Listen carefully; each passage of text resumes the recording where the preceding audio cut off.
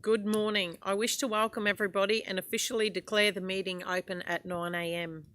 Could I remind everybody that Council's ordinary meetings are open to the public and are also live streamed to provide access to all community members.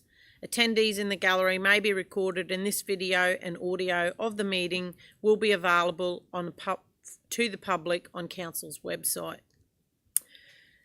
I wish to acknowledge the traditional custodians on this land on which we stand, the Gulnay people, and acknowledge my respect for their current and emerging elders and those in the dreaming, and thank them for their contributions that they've made in building this community. I'd like to welcome Pastor Rob McGarry from the Tully Family Church to conduct the opening prayer. Good morning, how are you? Over to you. Thank you. I'd like to read a couple of scriptures this morning. The first one is from Psalm 90, verse 12. Teach us to number our days, that we may gain a heart of wisdom. The second scripture is James chapter 4, verses 13 and 14. Now listen, you who say today or tomorrow we'll go to this or that city, spend a year there, carry on business and make money. Why, you do not even know what will happen tomorrow. What is your life? It is a mist that appears for a little while and then vanishes. Life on earth is temporary, fleeting. I can't believe I'm getting to be an old timer. When we had the cemetery tours in the Tully Centenary, it was amazing, who the people were in Tully, but they've now gone. And it's only when the things like we hear about the cemetery tour, we realise who they were. So life comes and goes very quickly. We do very well to seek wisdom on how we spend our time here, because we only get one shot at life. How we spend each day governs our life experience. And I guess I see it as a pastor where people make pretty poor decisions and then have a terrible time in life. And you realise, well, every day is made up of individual moments. And if you have wisdom, you have a good life experience. Some of you have got good wisdom, no doubt. So it either ends up either good or bad, depending on our decisions each day. We're going to dedicate a time capsule later this morning for the Tully Centenary. And I've been putting that together, and it's amazing sort of the different things that happened during the centenary. But we propose to open it in 2049, and I figure that I'll be 91. So I'm not quite sure if I'll be there at the time. We'll see. It's a time capsule, but unfortunately it doesn't preserve time. Time marches on anyway. One day I know I'll stand in the presence of God to give account of my everyday actions. That impresses me in that all injustice will be dealt with at that time, including my injustice. So knowing his grace and forgiveness is also really assuring. So as we go about our life here, let's make good and wise decisions while today is still today. Because we're only here for a little while. Let's make every moment count, and let's leave a good legacy. There's a scripture, another scripture, some of you would, Psalm 23, which the last verse says, grace and mercy will follow me all the days of my life. And sometimes we like to think, we'll receive grace and mercy. But actually, I like to think the other way around, that wherever we go, grace and mercy follows us and it ministers to people. And let's make wise decisions that people will thank you for your presence rather than go away later and talk about your presence that wasn't so good. So I want to encourage us today, life's short, let's make good decisions and wise decisions, even for our own benefit. So let's pray. Lord, we just thank you for today. Thank you that we do have it today. And Lord, we don't know what's going to happen tomorrow, but Lord, we pray that this day would be a great day. And thank you for the opportunity to be able to celebrate Tully Centenary, 100 years, 100 good years of this town. And Lord, just pray that be wise decisions made here today at Council. And I thank you, Lord, for the dedication, not only of the councillors, but of the council staff, the hard work they put in, the decisions they make on our behalf as a community. And so we just pray you bless this meeting, and just thank you for each one here today. In Jesus' name, amen. Thank you, and we'll see you shortly. See you. We move on to the apologies. We have apologies from Councillor Nicholas Pervin and Councillor Jeffrey Baines. Are there any further apologies? No further apologies. Very good. Declaration of prescribed conflicts of interest or declarable conflicts of interest. I now invite those present to use this opportunity to make public any prescribed conflicts of interest or declarable conflicts of interest In respect of the items in the agenda, councillors should use this opportunity to disclose and or comment on other councillors and or staff interests in accordance with the Act and regulations. Does anybody have any conflicts to declare? No, we're all good. Okay, and we will move on to question time. We have a public question today from Ms. Tina Morris. Would you like to come forward? And I'll just remind you that the guidelines ask that they're kept to the 15-minute limit. Hand over to you. Thank you for coming.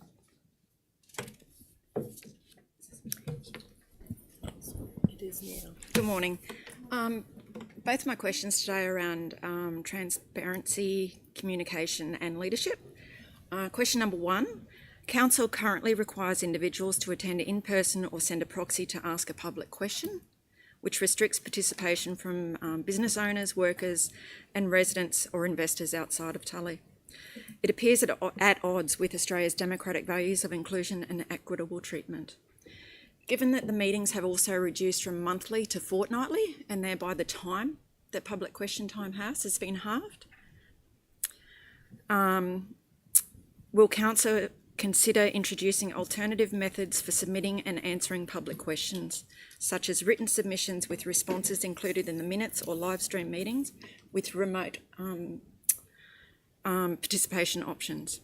If not, what steps is Council taking to ensure fair, inclusive and equitable access to public question time for all residents and ratepayers across the region? Happy to take that question through the chair. Thanks for the question. The public question time is an additional, but certainly not the only way that the community can engage with council. Our community can already phone, email, write and meet face-to-face with councillors and staff on a range of issues. Public question time is not intended to replace those existing engagement opportunities and mechanisms, which are a very effective way of interacting with council. When implementing public question time, council considered all available options to ensure all members of the community were able to submit a public question, whilst also acknowledging the constraints with available technology. The public question time guidelines state the applicant or their proxy must be present at the meeting, either in person or via teleconference for their question to be heard, and shall follow the direction of the chairperson. Note, video teleconferencing capabilities will be investigated for future implementation.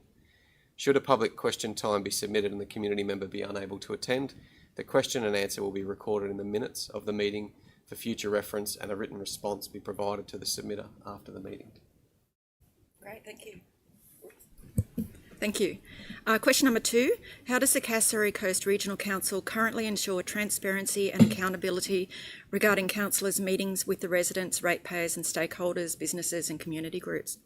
So at a state level, ministers are required to publish their diaries, and federally meetings with lobbyists and key stakeholders are disclosed to improve public trust. Many in the community, myself included, did not fully understand what you guys do on a day-to-day basis. Would you consider implementing a similar public disclosure system to provide confidence that councillors are actively working on behalf of the community and making informed decisions? So thank you for your question. I will answer that. So there is no requirement under the Local Government Act 2009 or Government Regulations 2012 with regard to public disclosure systems similar to those that you've highlighted. Council has a councillor contact with lobbyists, developers and submitters policy, which stipulates how councillors must interact with the registered lobbyists. Cassowary Coast Council does not have any registered lobbyists at the present time. The Local Government Act 2009 details roles and responsibilities of mayors and councillors, and portfolios were set in the election in March 2024. The mayor and councillors meet and advocate for their constituents whenever they are required to. They attend council meetings, they attend information sessions and workshops on a regular basis. Councillors are also available to discuss any business pertaining to council with interested residents via phone, email or by appointment. Councillors are elected officials and not employees of council.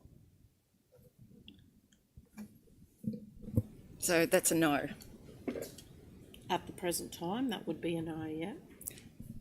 Thank you. So in my personal opinion, I think that our team of councillors here has not shown me any indication whatsoever for me to think that we're not being transparent and that we are not abiding by the Act and government regulations that we are required to.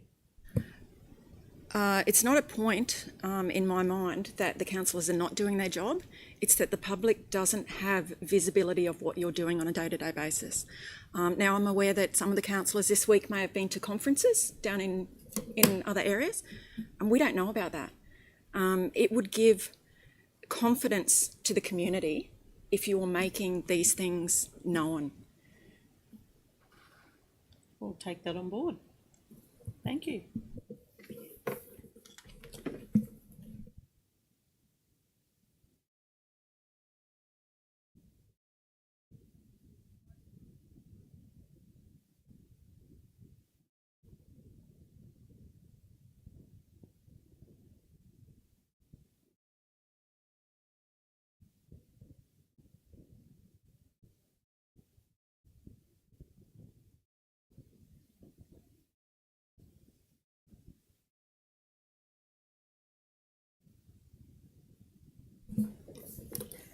Sorry, guys.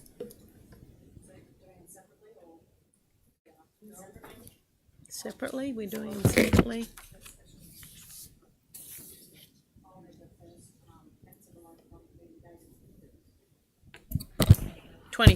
I will move, sorry, through the chair. I'll move the minutes for the local government dated the 23rd of January 2025. Happy to second. Seconded by Councillor Chewy. All those in favour of those? Carried, thank you. And move. Thank you. Thank you. So moved by Councillor Littlemore, seconded by Councillor Jessup, and all those in favour of that. Thank you. Carried. Okay. What's some? Just keeping an eye on the time. Go to business arising. Anybody got any business arising from those minutes? Councillor Jessup. Yes, good morning through the chair. I actually have a question for the CEO.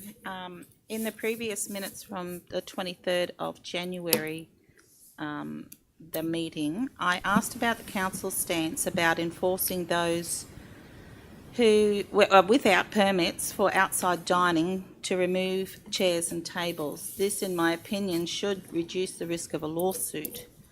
If someone was injured by a business who was non-compliant, and I was just wondering if anything has been actioned, and if not, I would like to have this noted as an ongoing concern.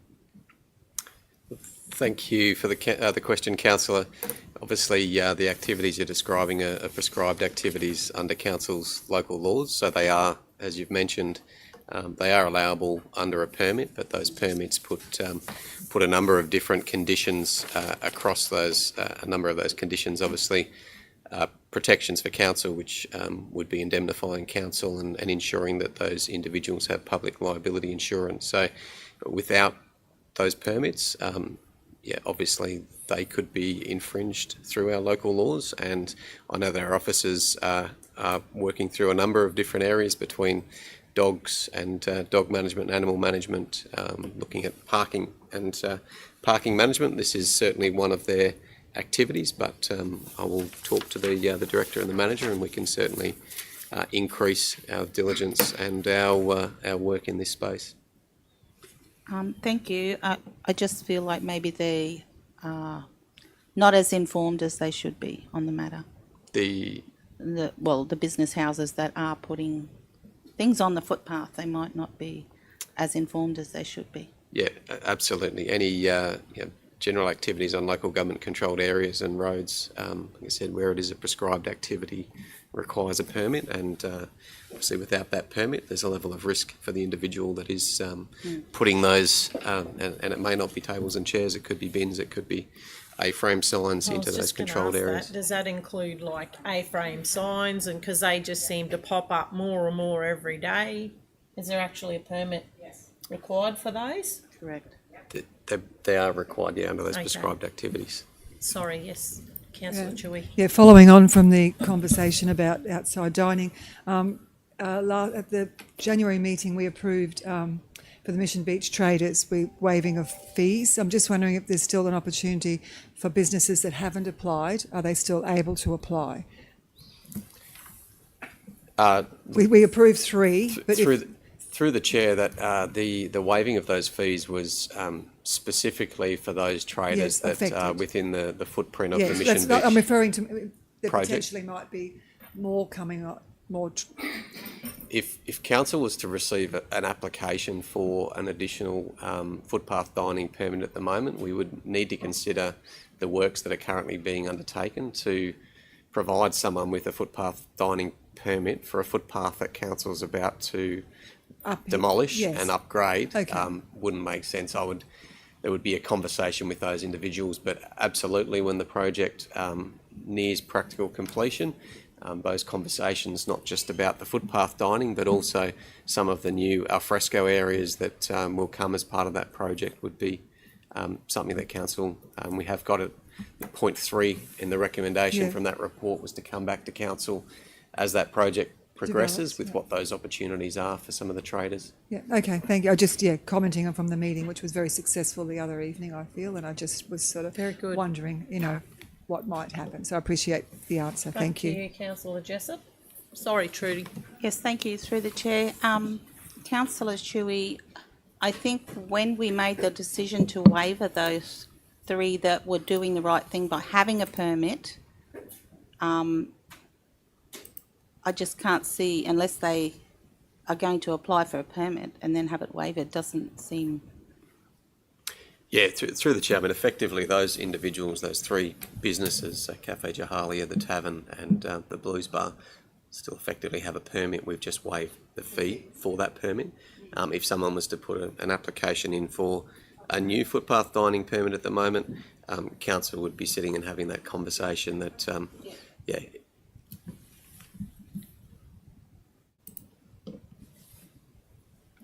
Okay.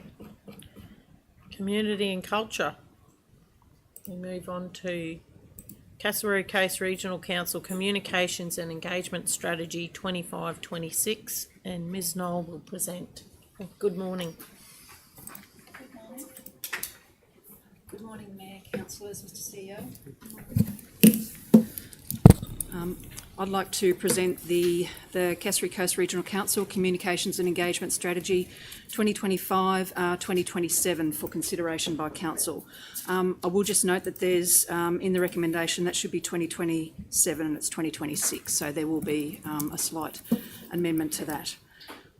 Just a little bit of background regarding the report, regarding the engagement strategy.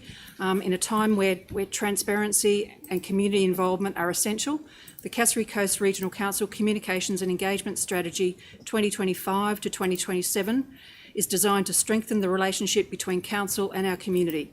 It ensures clear, timely communication, fosters community participation in decision making, and is aimed to build trust with Council, between Council and the community. To achieve our goal of fostering stronger connections with the community and ensuring active participation, this strategy focuses on the key objectives of increasing community awareness and understanding, encouraging active participation, building trust through transparency, promoting inclusivity and diversity, and maximising engagement tools. Council is asked to consider adoption of the Cassowary Coast Regional Council Communications and Engagement Strategy 2025-2027 as presented with this report and the associated action plan. Thank you, Mayor. Thank you. So given the question we were just given in question time about communications, I think that if you read this strategy, that it pretty much covers all of our engagement and communications with the community and how and when and where we can do that. So I think it's pretty comprehensive across the board, really. Are there any other comments? No? Through the chair, if I may, I'd just like to thank our comms team for the work that they've been doing. I know with the disaster we've had within our area, there's been a lot of pressure on the team to get the messages out, so we thank them for the work that they've done and for you for the report.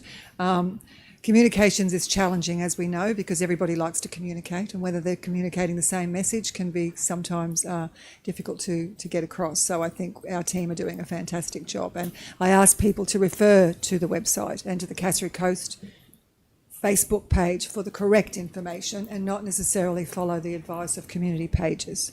Thank you. I have to back that up with, that entirely, all of that. Thank you to the team. And you know, we are trying, and we continually ask people out there how they'd like us to communicate. And I mean, there's not many other answers than what we're already doing. I mean, we don't have a local paper, and we're doing radio, we're doing social media, we're getting out there as much as we can. I mean, if they have any other great suggestions, we're all ears. You know, we've had the community, there's community, what do you call them, like those little leaflets that some of the groups put out that we've been looking at maybe putting a page in, but you know, there's lots of work behind it all, and I think this accomplishes everything that we could be and would be doing.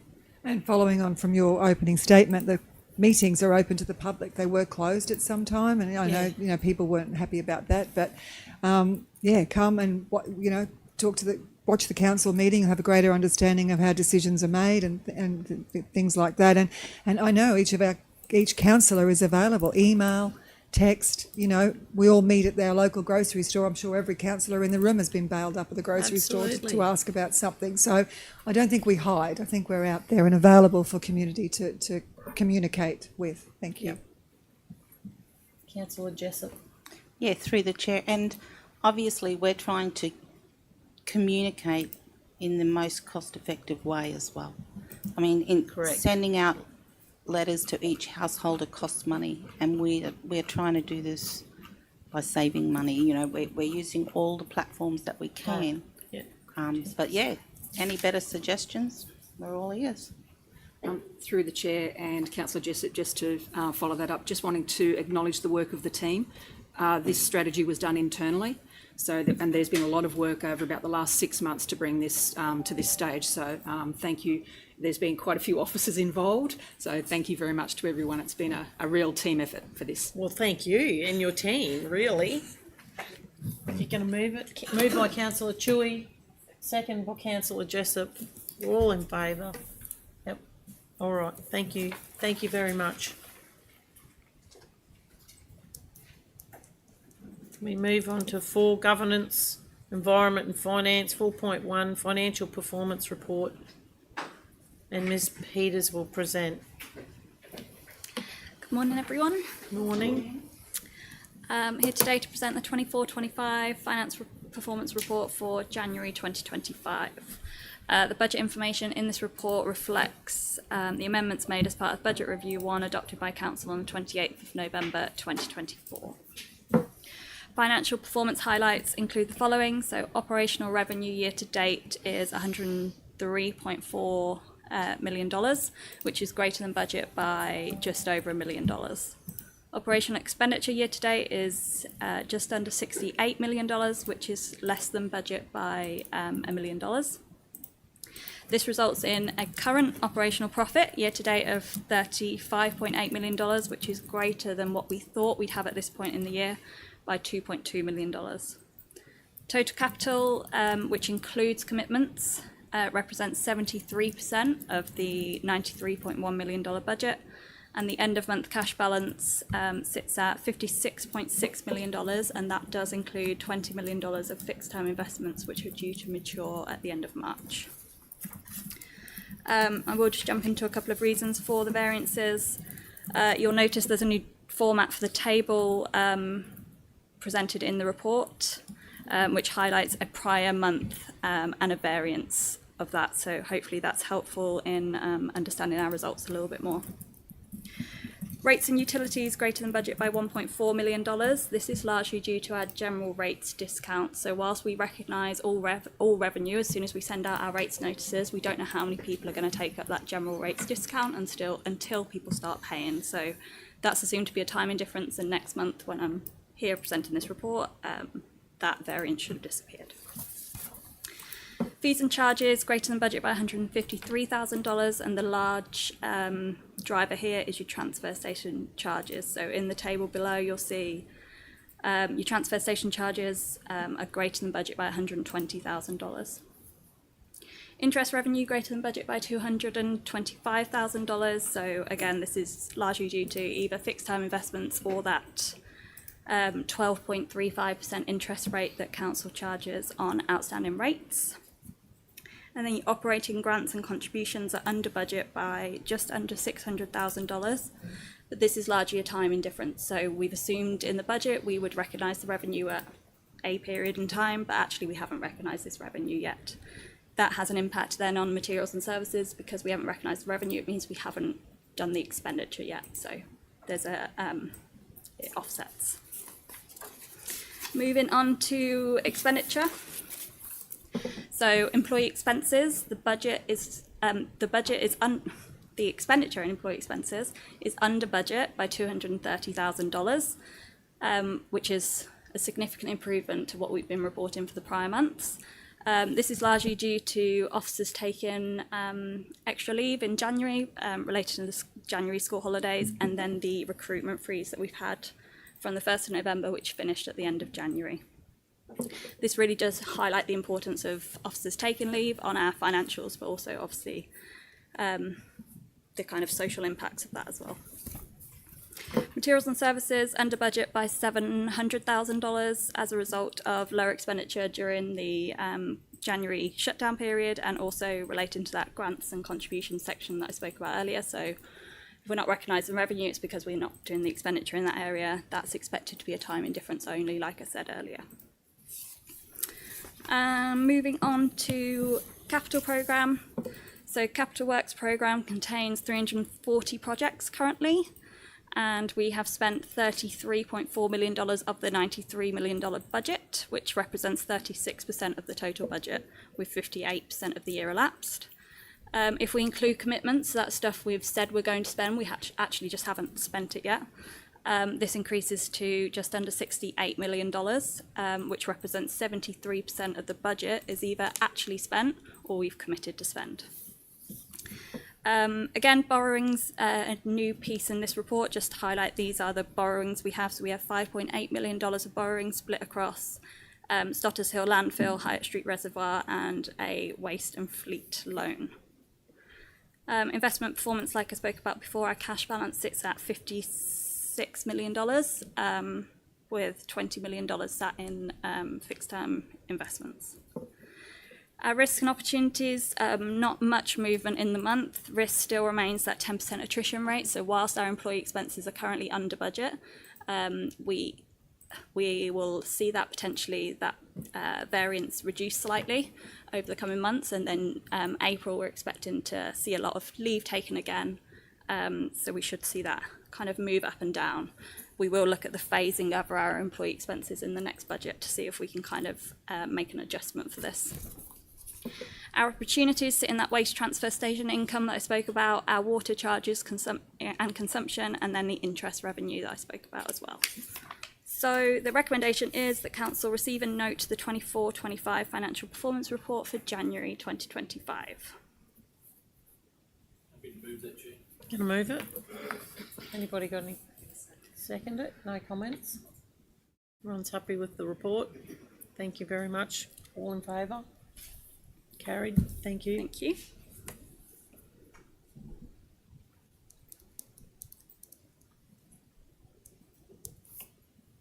Back over to you. Oh, I'll just better introduce it, sorry. So we do budget review 2, 24-25, and Ms Peters will present. Sorry about that. Thank you.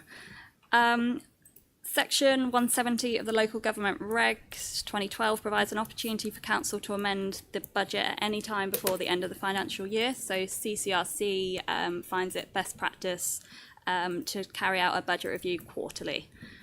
So Budget Review 2 has been completed to include amendments to both the capital and operational budgets as a result of the disaster recovery funding arrangements.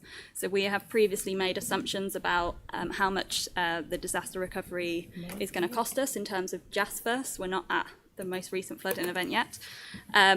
These assumptions have now been firmed up, so we're just making the large adjustments in this budget review are as a result of that. There are a couple of other reallocations within revenue and expenditure, but as you can see, the operating deficit is proposed to remain the same as it was at Budget Review 2, which is the same as what it was adopted in the budget at the end of the last financial year. Operating revenue is proposed to decrease from $139 million to $131 million, a decrease of $7.25 million. And operational expenditure decreasing from $140 million to $133 million, again a decrease of $7.25 million. And your capital budget increasing from 93.1 to 95.1, so an increase of $2 million in the capital budget. That movement in operational, whilst it sounds kind of large at 7.25 million, it largely is, as I said, resulting from the tidy up of those assumptions that we made around that disaster recovery. So whilst there are other small movements that I've noted in this report, that's the key reason for that movement. So a reduction in revenue, a reduction in expenditure, no impact on the bottom line. Moving on to capital, again, I said there was a $2 million increase in the capital budget. And again, whilst there are minor movements, I should say, the main movements are as a result of your DRF8 works again, which sees an increase in your revenue and expenditure for the land slip submissions. The other movement is a $2 million movement from reserves for Mission Beach CBD project.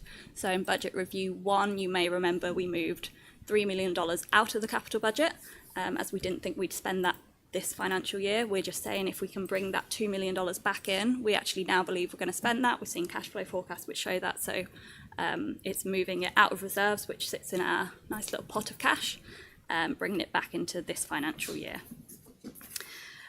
Risk and opportunities, so we've done a tidy up of some of the risks and opportunities that I mentioned in the previous report, which now means our risks sit at the 10% attrition rate that I spoke about previously, and our opportunities, we still do have one opportunity that we can utilise if required in the next budget review of the water charges and consumption of $230,000.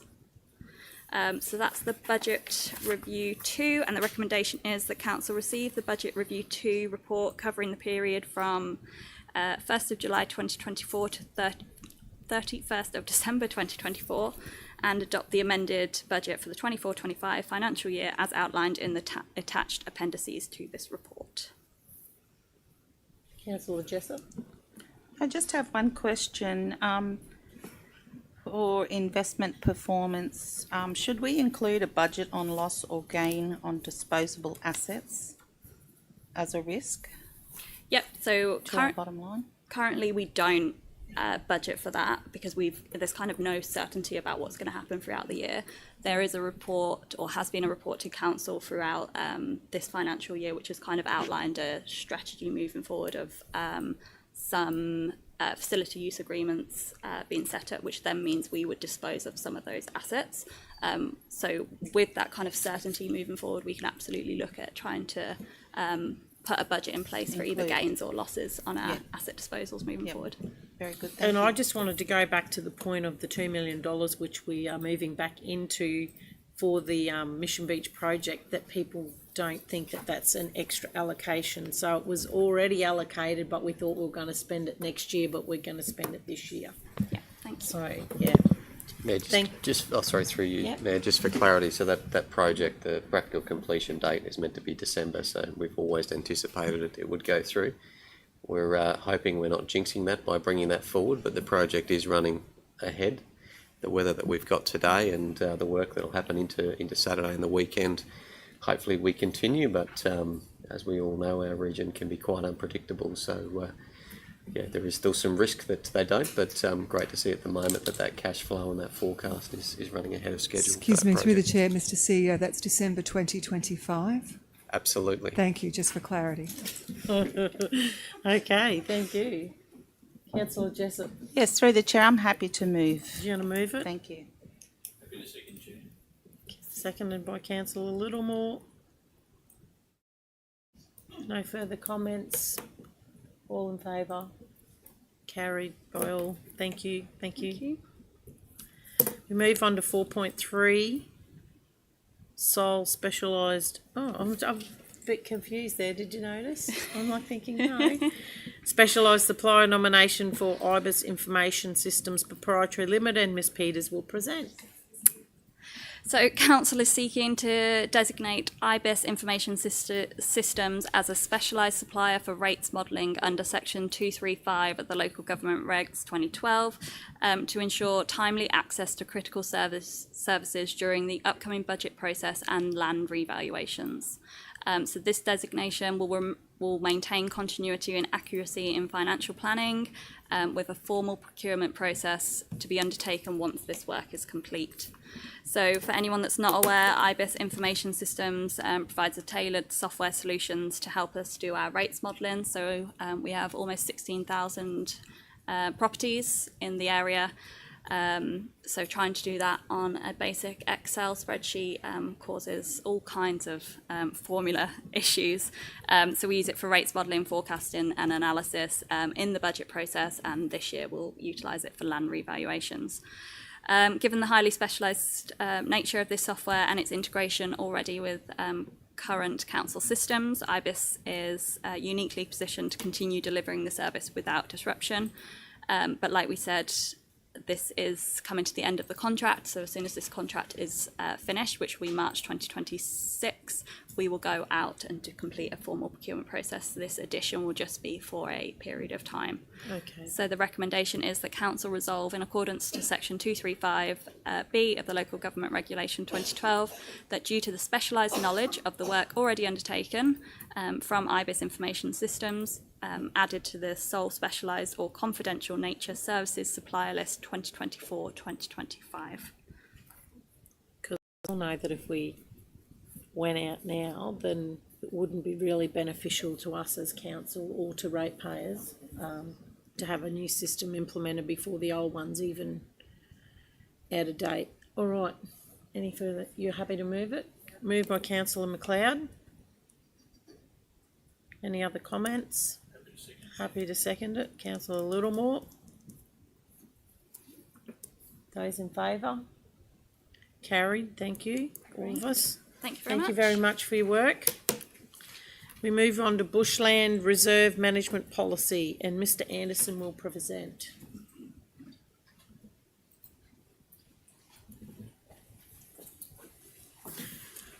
Good morning.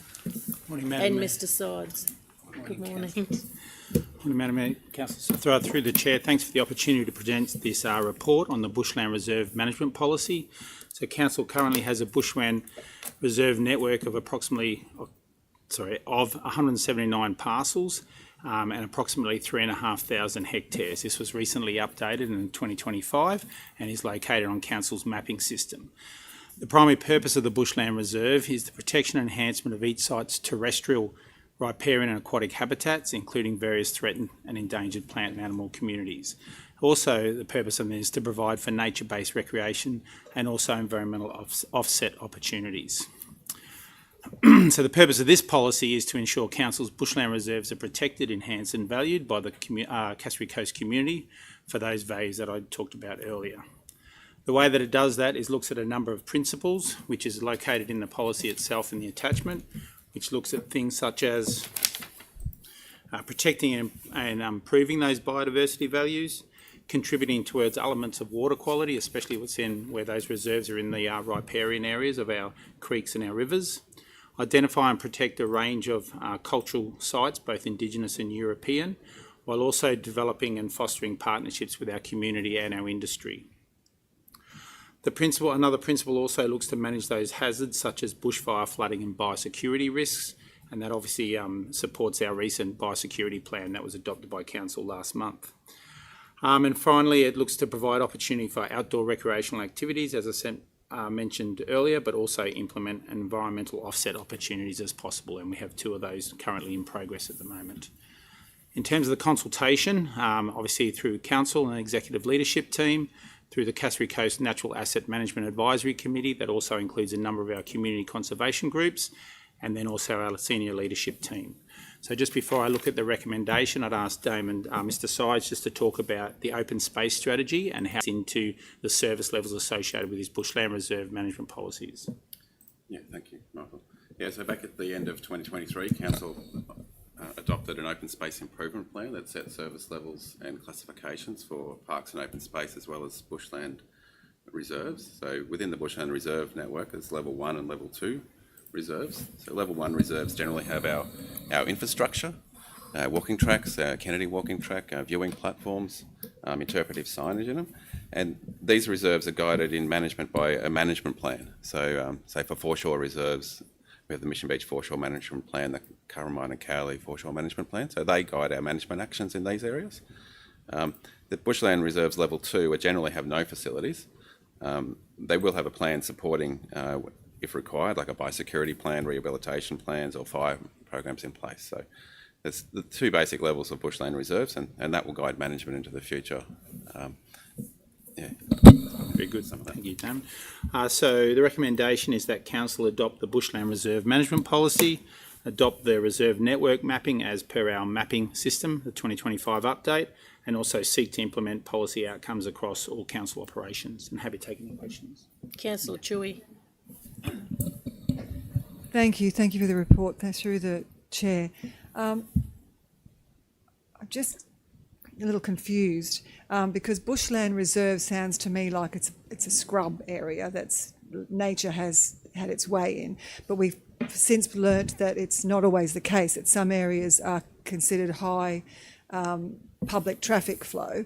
So could I ask that it be considered that we review our open space policy to see where those bushland reserve areas might sit that in fact need a greater level of maintenance that Mr. Sides just referred to? Is that making sense to you? And can we change the name from Bushland Reserve to something else? But that's just me being silly. Thank you. So that was from Mr. CEO, that question, wasn't it? About level of maintenance, or I'm not sure where that's at. Through the chair, we can absolutely bring back that open space hierarchy and have a look at where individual reserves sit. I guess the challenge here that these bushland reserves in particular have a intrinsic environmental value. So to transition a bushland reserve to a open space at a local level, district level, is delicate and needs to consider the foreshore management plans that are in there. So it's a coastal area. Some of those coastal species that grow in that area help bind the foreshore together. If you were to increase the amenity to be mowing, some of those species would then be outcompeted by grasses and other invasive species. So we can absolutely bring it back. Yeah. I appreciate about those specific areas and then look at the foreshore management plans and what can be. Like you said, it may be just extending some of the maintenance but not impacting, I guess, the intrinsic environmental value. I appreciate it's a delicate balance, but I just would like it to be open to conversation, that we can look at, once we see the mapping and have study closely, we can have a greater understanding of where different areas sit. I mean, just the Kennedy walking track, I know it is well utilised and it is maintained, which is fantastic. In my head, to me, Bushland Reserve doesn't fit with where that is, that's just in my own head though, if that makes sense. So and through the chair, councillor, so bushland reserves, as I said, in one of the principles is to provide for those outdoor recreational activity, but it's not like a 3 metre wide concrete path. It's more that low key where you get those natural values where you're walking along, in this case with the dog there at the Kennedy track and seeing on a lead, picking up their droppings, but also you get to see a cassowary whip up the hill there to a landra. So I think those types of values, a combination of those values, is what's important in terms of those outdoor recreation in those types of settings and scenarios. I agree, but I also think that, with community expectations too, that going back to have the conversation certainly will nut out the expectations and what we're currently doing and our levels of service. And you mentioned the list of hierarchy. Could you explain that further so that people actually understand and where they could probably find that if they wanted to have a look at it? Yeah, absolutely. It's available on Council's website. We can probably put something out to make that more readily identifiable on that website. But effectively, Council and I'm sure officers would love to maintain every piece of open space to an extremely high amenity, and I think we understand that Council have an ongoing balance between being a a sustainable community and being a sustainable, financially sustainable council. It's not economically viable to maintain every piece of open space. So that list identifies district open space where we do provide a significantly higher level of amenity, and that's open space that is used by larger numbers of people, is in locations that's more accessible to our community, and the embellishments, the street furniture, the bins, the playgrounds in those locations are typically of a higher standard. As you move down through our district parks down to something like a local park, you might find at a local park often the grass will get a little bit lower, a little bit higher. Sorry, it's maybe not mowed every fortnight. It might be on a 3-weekly program. You'll notice that park may not have a bin and a large combination playground unit, but those embellishments are listed in that process. So realistically for council, moving open space between those different levels of hierarchy comes with a cost, and it may be that we have open space that council believe isn't being utilised as heavily by the community, where you could offset an increase in another area, or it may be that coming into a budget process that council wish to allocate additional maintenance budget to increase the mowing frequency and the level of service that's provided at that specific open space. So there's always the opportunity, if there's people out there that disagree with our level of service or whatever, for them to come forward and put forward their argument or their points as to why it might need to be done more, because it never get used before, but now there's 30 kids in the area, and so we encourage those people to come forward and bring forward their ideas and their... Absolutely. Yeah. I think the common perception is council officers are lazy and they haven't got round to mowing our park. Typically the hierarchy is set that says that park doesn't get mowed, so officers will attend those reserves and that open space, and they will mow it as per the set hierarchy. So have a look at your own local park, have a look at the hierarchy that it is, and it's a more strategic conversation about where that level of service sits for that open space, rather than council haven't been here and mown it. The current level of service is what is being delivered. Okay, I've got Councillor Jessup has got a question. Sorry. Do you want to just hang on a minute? Support, through the chair, just support the CEO's comments. Damon's organised this morning to put those open space documentation onto the council's master planning website, along with our biosecurity plan and the natural environment framework. So all that will be sitting there as soon as that comms works is undertaken. Okay, great. I think it's wonderful that people can have a say, but they have to have a say within the guidelines that this policy is written as well. So they really need to understand how this fits in with like our corporate plan and sustainability policies and open space and Cassowary conservation, mahogany glider, whatever it is. They still have to keep that in that frame. So when they're thinking about things that they want or ideas that they have, they still have to have that in mind to keep inside all of those policies. And I did see on there that we have an annual operational plan anyway. So, well done.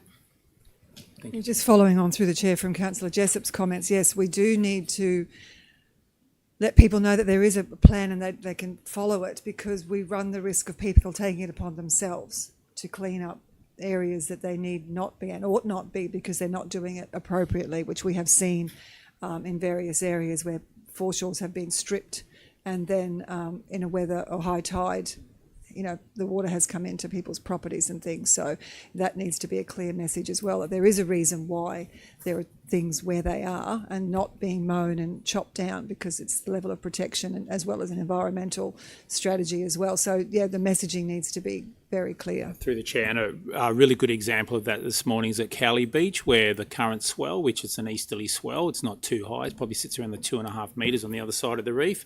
But if you have a look at that with the high tide and the waves set up, you can see at Cowley Beach, for example, is probably some of the largest coastal inundation that we've seen in probably a very long time, and it's outside a it's a blue sky outside. So there's a combination of those coastal factors. You'll see an impact which isn't just always associated with an event, or in this case it's associated with some cyclones sliding down the coast. Very good. And I see in the objectives, minimise impacts of biosecurity risks in the region such as pest diseases and weeds. Now, I had a comment made to me about sedge.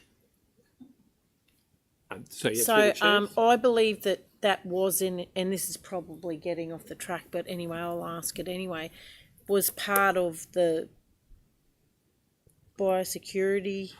So, yep, through the chair. So it's part of the biosecurity plan. It's still locally listed, declared in a biosecurity plan is locally listed. And also that we're working with DPI, the old DAF, in terms of some of the biocontrol into the rust, that monitoring of the rust that's been rolling out generally within our region.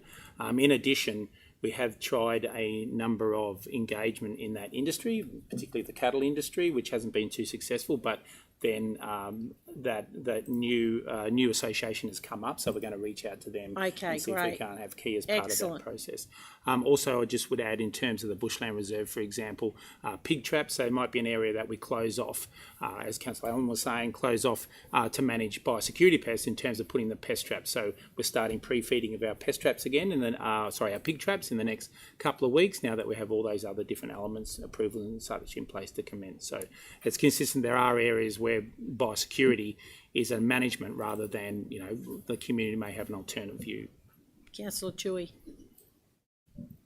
Sorry, through the chair, once again, forgive me, there's not appropriate timing. Just, we know that there are various groups that do tree plantings. So does this sort of fit into this conversation, and do they reach out through to the environmental team to get approval to, and what types of So 100%. trees? So Yes. through the chair, the community is, both in the nursery, but also both in our bushland areas, is very valuable in terms of, one, obviously assisting with the program, but also that education and changes the community's value system at the same time. So done one community planning this year. We've got two more associated with the offsets, which will include traditional owners, schools, and also community as well.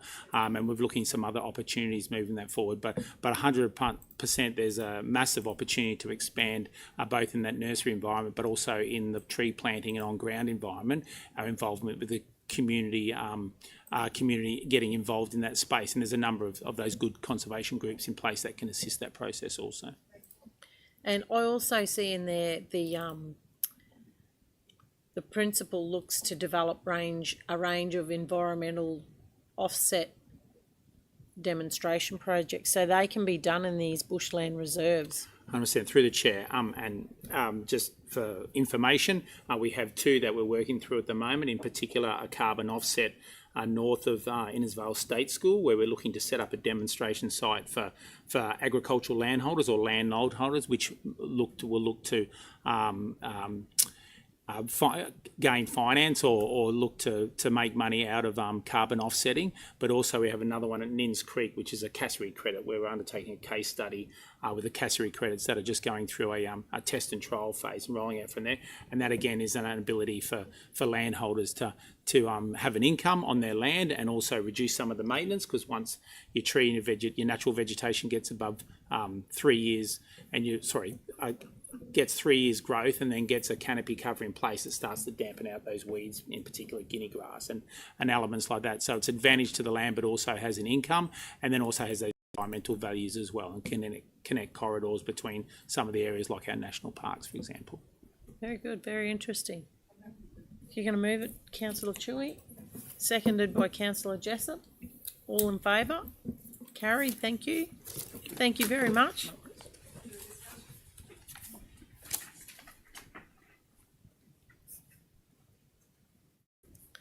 What's the time? Okay, we'll go to 4.5, policy review, and Ms Kerr will present.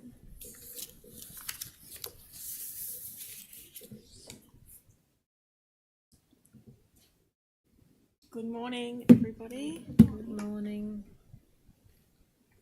Thank you, through the chair. That's all right. So today's policies reviews are in accordance with Council's policy framework, which ensures good governance and compliance with legislation and standards. All policies referred to in this report are attached with changes tracked where possible. I'll just provide a brief overview of the policies that we're going to be discussing today. The Council meeting standing orders and procedures has been reviewed and updated in accordance with some legislative amendments and removal of COVID-19 measures. The council information session and workshop policy has been reviewed and has removed some duplication of responsibilities, particularly in section 4.9. The expenses reimbursement for councillors policy must be adopted annually by council, which has been reviewed with a minor amendment regarding some excess baggage when travelling on council business. The public interest disclosure policy has been reviewed and updated to now include a policy and procedure, which is in accordance with the principles of the Public Interest Disclosure Act and the Queensland Ombudsman Best Practice Guidelines. The development incentives reduction in additional pedestal charges for sewerage has been reviewed with a recommendation that this particular policy be rescinded. However, I'd like to point out that should any future planning applications be submitted that may have a request to remove some pedestal charges, that can be part of the normal planning report that comes before council and will still be a council decision. So the officer's recommendation today is that council adopt the council meeting standing orders and procedures, the council information sessions and workshops policy, the expenses reimbursement policy for councillors, the public interest disclosure policy, and further that the development incentives reduction in additional pedestal charges for sewerage policy be rescinded. Thank you. Thank you. Any questions?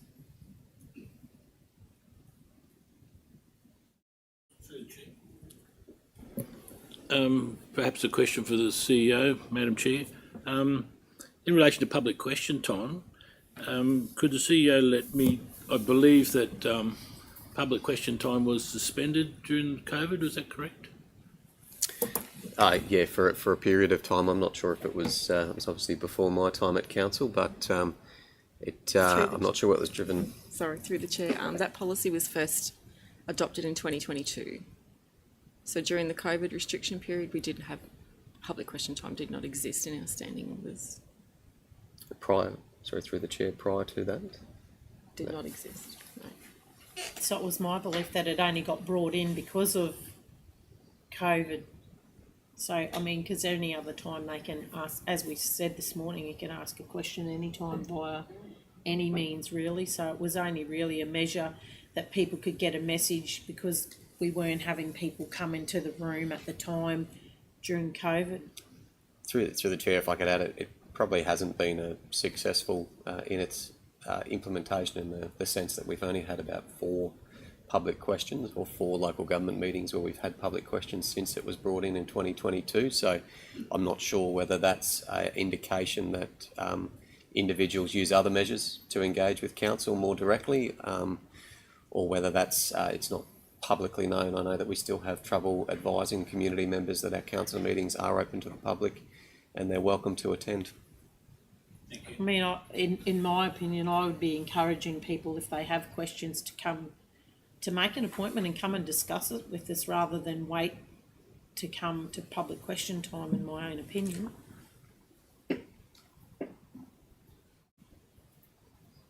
I did have a... so when will we remove all COVID-19 measures from our meetings? And I think there was a comment made to me that in the lead up to our video and stuff that there was still a comment referring back to COVID-19, or so that'll take that out of everything then. Yes, and through the chair, if this is adopted today, as it is now, we will remove all signage or reference in our communications, on our live stream, on our website. Okay. All good. Any more questions? Through the chair, so that will take out public question time, is that what you're saying? No. No? Through the chair. No, the proposed track changes to the policy as it stands at the moment is just some legislative updates and removal of COVID-19 measures. Thank you. Do we have a mover? Trudy's moved it. Seconder? Councillor McLeod? Through the chair. Councillor Littlemore, yes? Thank you, Chair, and thank you, Mr. CEO, for the clarification around public question time. I proposed an amendment to the recommendation, Chair, and that recommendation be that the standing orders be amended. Sorry. So I'll read out the full Yep, read it out. proposed amendment. That Council 1 adopt the following policies, which is in line with what's written.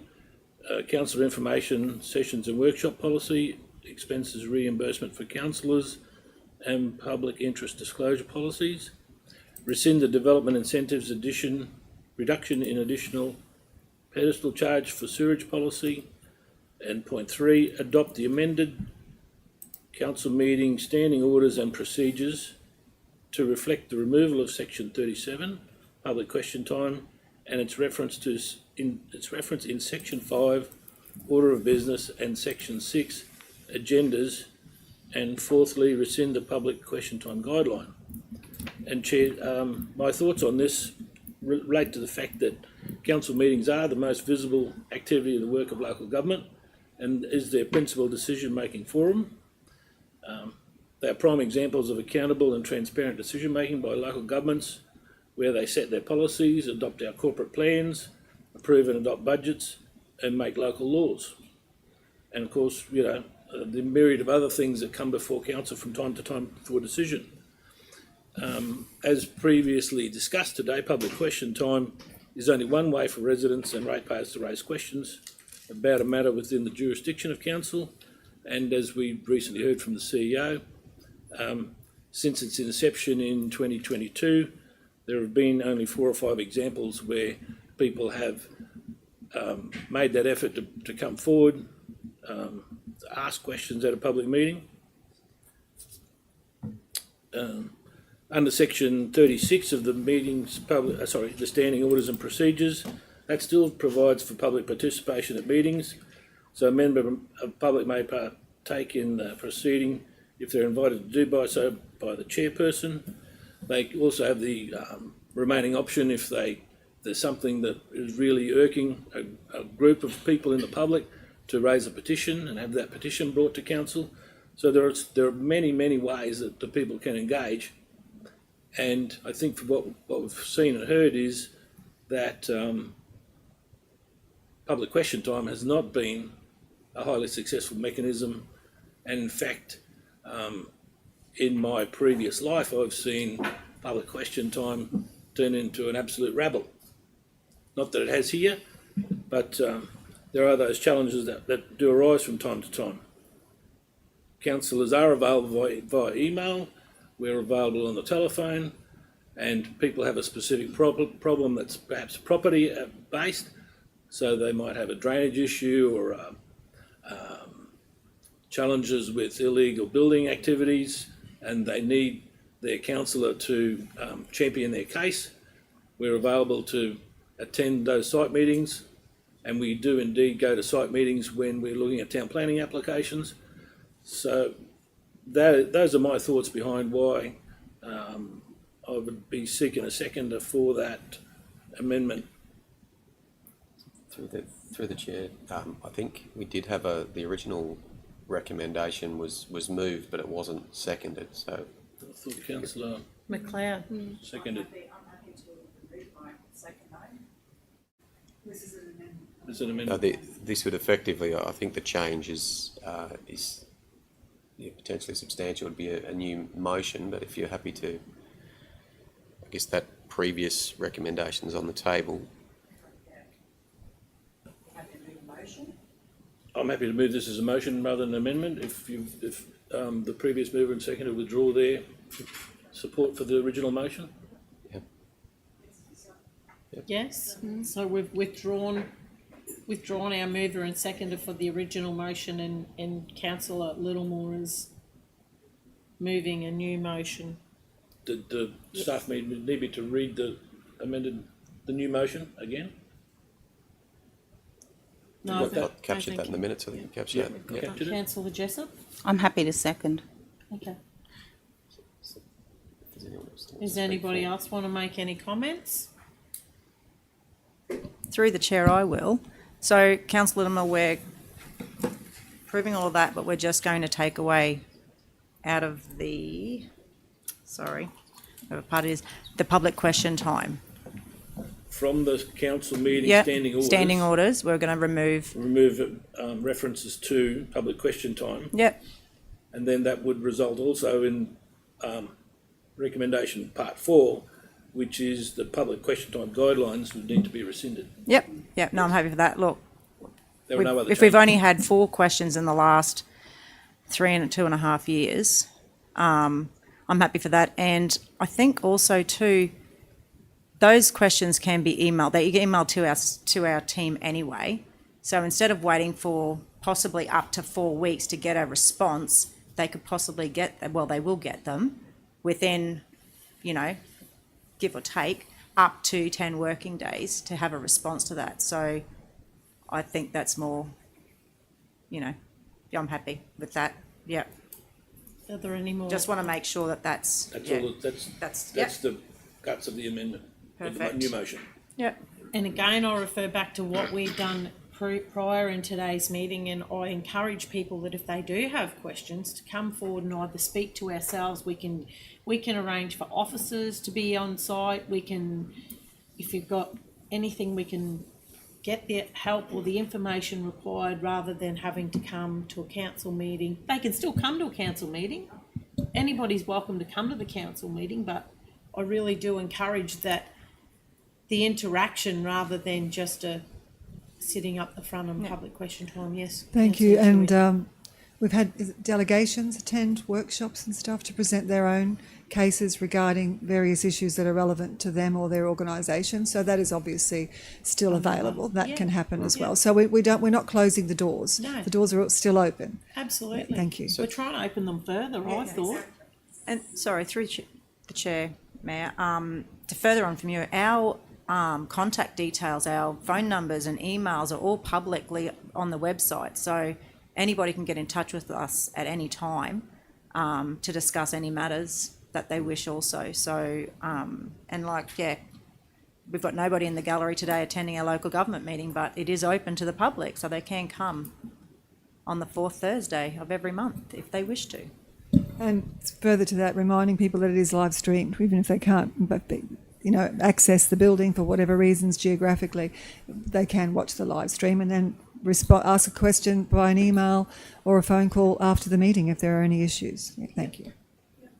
Through the chair, I was just going to highlight, and I think Councillor Littlemore did highlight it, but Section 36 still remains within the standing orders, and that is that a member of the public may take part in proceedings of a meeting when invited to do so by the chairperson. So there is still that provision if this motion was passed.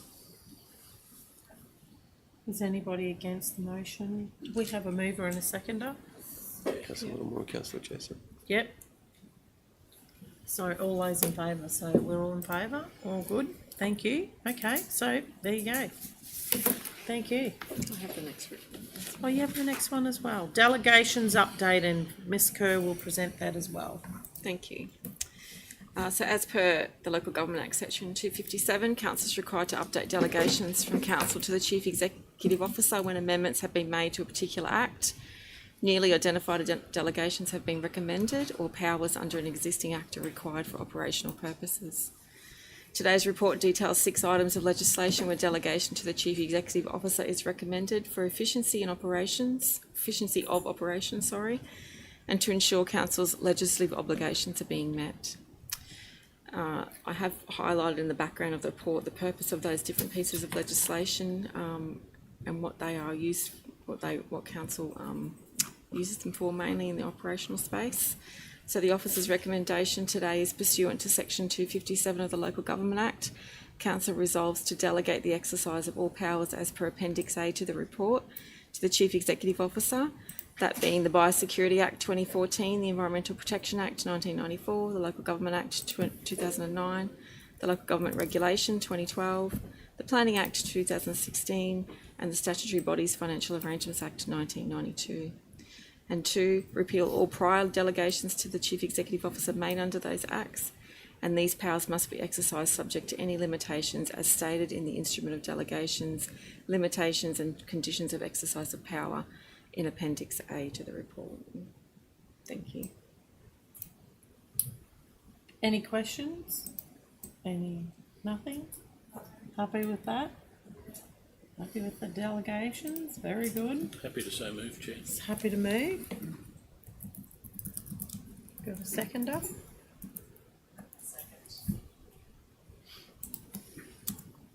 All in favour?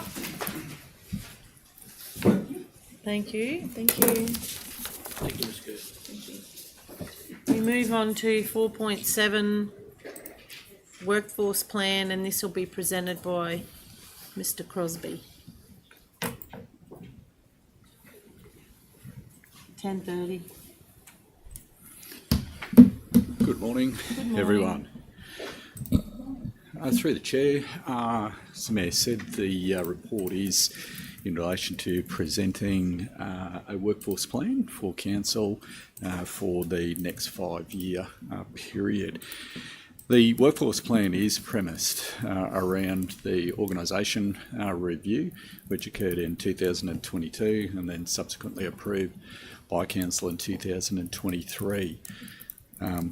The plan, you'll see, highlights various risks to the council and maintenance of capability and required numbers from a workforce perspective that exists right now and continue in some form to perhaps exist during the next 5 years. So what the plan does do then, in light of those risks, is proposes a number of actions to take place in order to mitigate or control those workforce risks. And they're quite extensive, as you'll see in the document. That is, those actions are aimed at maintaining a workforce capability combined with required numbers so that the right people with the right capabilities are in the right place at the right time throughout the 5-year period, and that is in order to maintain both service and service levels that the council set during that period. I would like to draw attention to that the plan does propose the required numbers over that period. Right at the end of the report, you'll see that a representation is there of existing numbers that exist of positions and also full-time equivalent numbers that exist within the council at this point in time, and that can be used as a comparison point for variation of any numbers that might apply over the period of the plan. It isn't proposed that there are any increases in numbers in the plan over that 5-year period. So no increase in numbers are predicted. The plan really does have a concentration on capability and ensuring that there are maintenance and also growth in capability and also utilisation of council's processes, improvement in processes, utilisation and improvement in technology, and as I say, growth in respect of people capability over that period of time. The plan also realises that council's business will change from today and over the period of that 5 years.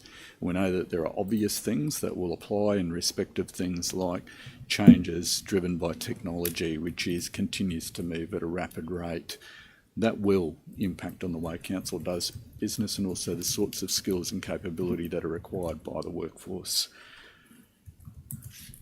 I would also just like to point out that the plan does contain a provision in it which backs that up under a heading called Review of Resource Needs. And so what it does say is reduction or redistribution of numbers of some roles may occur following future service level, process, equipment and technology reviews and implementations. The council hasn't formed any fixed views in that regard, simply because those reviews have not been completed at this point in time. So should it be identified that workforce numbers are required to be reduced or redistributed, the workforce plan will be revised and consultation and change mechanisms invoked in accordance with council's certified agreement. That essentially is a summary of the workforce plan. The recommendation is that Council adopt the Cassowary Coast Regional Council Workforce Plan 2025 to 2030. Happy to take any questions in relation to the plan. Anybody got any questions? Councillor Jessup? Really sure if this is a viable question. The attrition rate, that's all factored into that as well? It is, yes. So, in fact, you'll notice that there are tables within the document which seek to predict where there might be turnover with certain roles, and if not turnover, certain occurrences that might occur associated with contracts, for example. So those tables are also taking into account whether expiry of contracts during that period, and an action may have to be taken in consideration of whether that position continues to exist in that particular form and or needs some sort of revision. But it also then predicts in respect of the numbers of types of roles that we may need to take a recruitment action on or consideration for change in that role. It seeks to predict that by role type in those tables that are contained within the document. And that has all been prefaced either around turnover or the potential for turnover, taking into account some of those workforce risks, for example, like the ageing workforce factor that exists here with this council. And yeah, well, we are an ageing region, aren't we? Yes, yeah, by fact, yes. Okay, well, thank you very much. I actually enjoyed reading it, going through so many different things that we have to take into consideration. So well done. Thank you. Your team and yourself. Thank you. Thank you. So my question is this burning question about no new positions outside the structure that we already have. We've confirmed that there's no new, they'll be within the structure that we already contain now, and I do get that, we stick to that because we have budgetary requirements and running costs, and we're trying to be more efficient and address these, and I guess that will be addressed through this plan, given that times are changing and things can be done differently. So, yep, I thank you for all the work that was done, and appreciate that this is going to fit with our corporate plan and everything else that we do. Mayor, I'll probably, if I may just say in response to that there are mechanisms that should council decide that there is a change of structure that is required, that those provisions that set out in the Local Government Act with regard to change of structure would require that if council said that, yep, there is a need for a different structure to deliver services or service levels in the most efficient and effective way, that change to that corporate part of the structure would have a report, of course, brought to council for their consideration and or approval. And if councillors thought, if it was councillors' opinion that they believed that there needed to be a review on the structure, we could put that forward? Yep. Yes. Okay. Okay, very good. Okay, well, I'm happy with that. Anybody else got any questions, or somebody want to move it? I think Councillor Jessup, you got something more? Do you have a question? No. I was going to say if no one else has a question, I'm happy to move. There you go. Through the Sorry. Chair, I was just going to add the terminology around no new roles. I guess just to provide some clarity.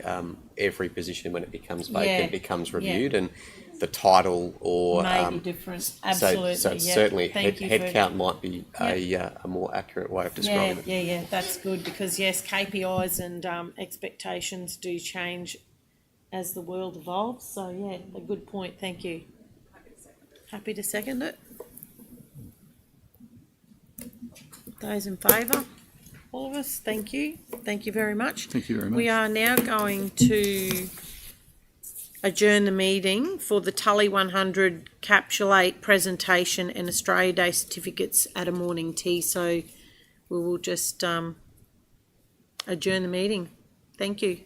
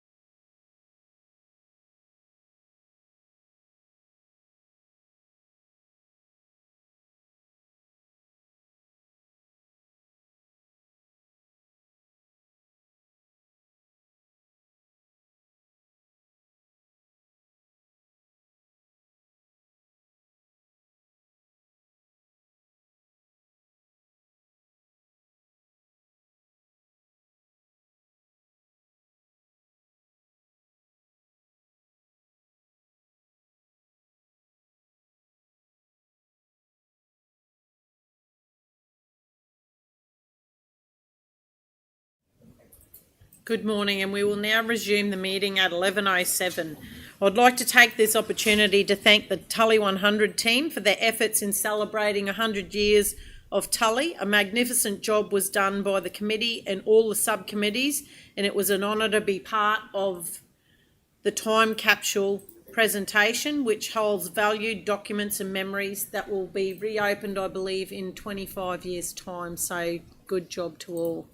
We'll move on to Economic Activation and Tourism, 5.1, Memorandum of Understanding, and Ms Clark will present. Morning, councillors. Good morning. So today I'm presenting the report on the proposed... hold on. Yep, that's it. On the proposed Memorandum of Understanding between Cassowary Coast Regional Council and Silica Resources Australia. This MOU is a significant step in facilitating strategic discussions around the Marillion Silica Sands project, which is a transformative opportunity for our region. The purpose of this MOU is to formalise an existing working relationship and create a mechanism for collaborative decision making. It aligns with Council's economic development strategy and supports investment attraction priorities while maintaining flexibility for Council to engage in discussions without financial obligation. Importantly, the MOU provides a pathway to clearly define infrastructure requirements, particularly the Stevenson Road upgrade, which is critical to the project's viability, and facilitate feasibility assessments and cost discussions with SRA fully funding the necessary road improvements. The project represents a game-changing opportunity for the Cassowary Coast, with projected benefits including job creation and workforce growth. An estimated 180 jobs will be created across construction and operations, supply chain and investment attraction with infrastructure upgrades, improving logistics, supporting local producers and attracting further private sector investment, and economic growth and resilience. So this project does align with our Growing Stronger Together 2033 strategy, and it contributes an estimated 8.4% of the GRP target and 9.9% of the employment goal that's set out throughout the strategy. There is no financial burden on Council. SRA is covering 100% of the infrastructure upgrade costs, and this ensures long-term benefits for the region without financial risk to ratepayers. The MOU provides a structured way forward, one that ensures strategic alignment and facilitates the necessary discussions and maximises economic benefits for our region without placing financial obligations on Council. Given the significance of this project and the commitment by SRA to fully fund the necessary infrastructure upgrades, it's recommended today that Council endorse the MOU between Cassowary Coast Regional Council and Silica Resources to advance discussions on strategic infrastructure needs and regional economic opportunities, and authorise the Chief Executive Officer to sign the MOU on behalf of Council. Thank you. Anybody got any questions? Councillor Jessup? I don't really have a question. I just think what a wonderful opportunity this is. 180 new jobs, and look at us grow. That's all I can say. Well done, guys. Well done. I'm happy to move. With the possibility of 50 years. 50 years, they're saying it can stretch out to, so it's not like they're just going to whiz in today and be gone tomorrow. And I do have a question, but it's not really around the memorandum, but it's around is there some agreement that these people have to liaise with Main Roads about the Murdering Point Road? I see this is in relation to Stevenson Road, but I just wondered whether there was further consultation that needed to go on, which isn't part of this. Sorry. No, that's okay. So through to the Chair, there certainly is, the MOU actually ensures a coordinated approach to engagement with key stakeholders. So that'll include the Department of Transport and Main Roads, but also local businesses and community more broadly. Yeah. Those discussions will happen during the feasibility report and post those feasibility report once we are sure of what that could potentially look like. So once they do the feasibility report, we can expect to see a lot more detail and what might happen in and around the whole area rather than just, thank you. Thank you, through the Chair. This is great, and it is kudos to SRA. They're a business that's actually putting skin in the game to benefit their own and not expecting Council and the ratepayers to pay for everything. So thank you to them, because they are putting 100% into this, and it benefits our region. $5 billion, of local economy during this project. It's jobs, it's people moving here, living here, upskilling the people we've already got. So, yeah, excellent, and I'm happy to move it. Did you already move it, Alan? Oh, I'm happy to second it then. Thank you. Anybody else got any comments, or so those in favour? Sorry, one more thing. I just want to congratulate our team for all the hard work that they've done, Miss Clark, and a couple of your team and some above. But congratulations to you, because you've put a lot of work into this and building an amazing relationship with SRA, and it is just going to benefit our whole region. So thank you also to yourself. Through to the chair, if I could just add that, thank you very much for that, but this certainly was a collaborative project across infrastructure services and the economic development team and the project management team, so it's a huge effort by all. Councillor Chewy. Yeah, thank you. I'm supporting Councillor McLeod's comments, and it was exciting to see the presentation at the Advanced Cairns event that we attended. So it was a much bigger audience than in that room as well. So the news of this investment has gone, far and wide. So well done to Advanced Cairns for becoming involved with all of that as well, because I think people think that Advanced Cairns is simply about Cairns, but the fact that that presentation was there proves that it's a much broader audience. So it was great to see. So thank you.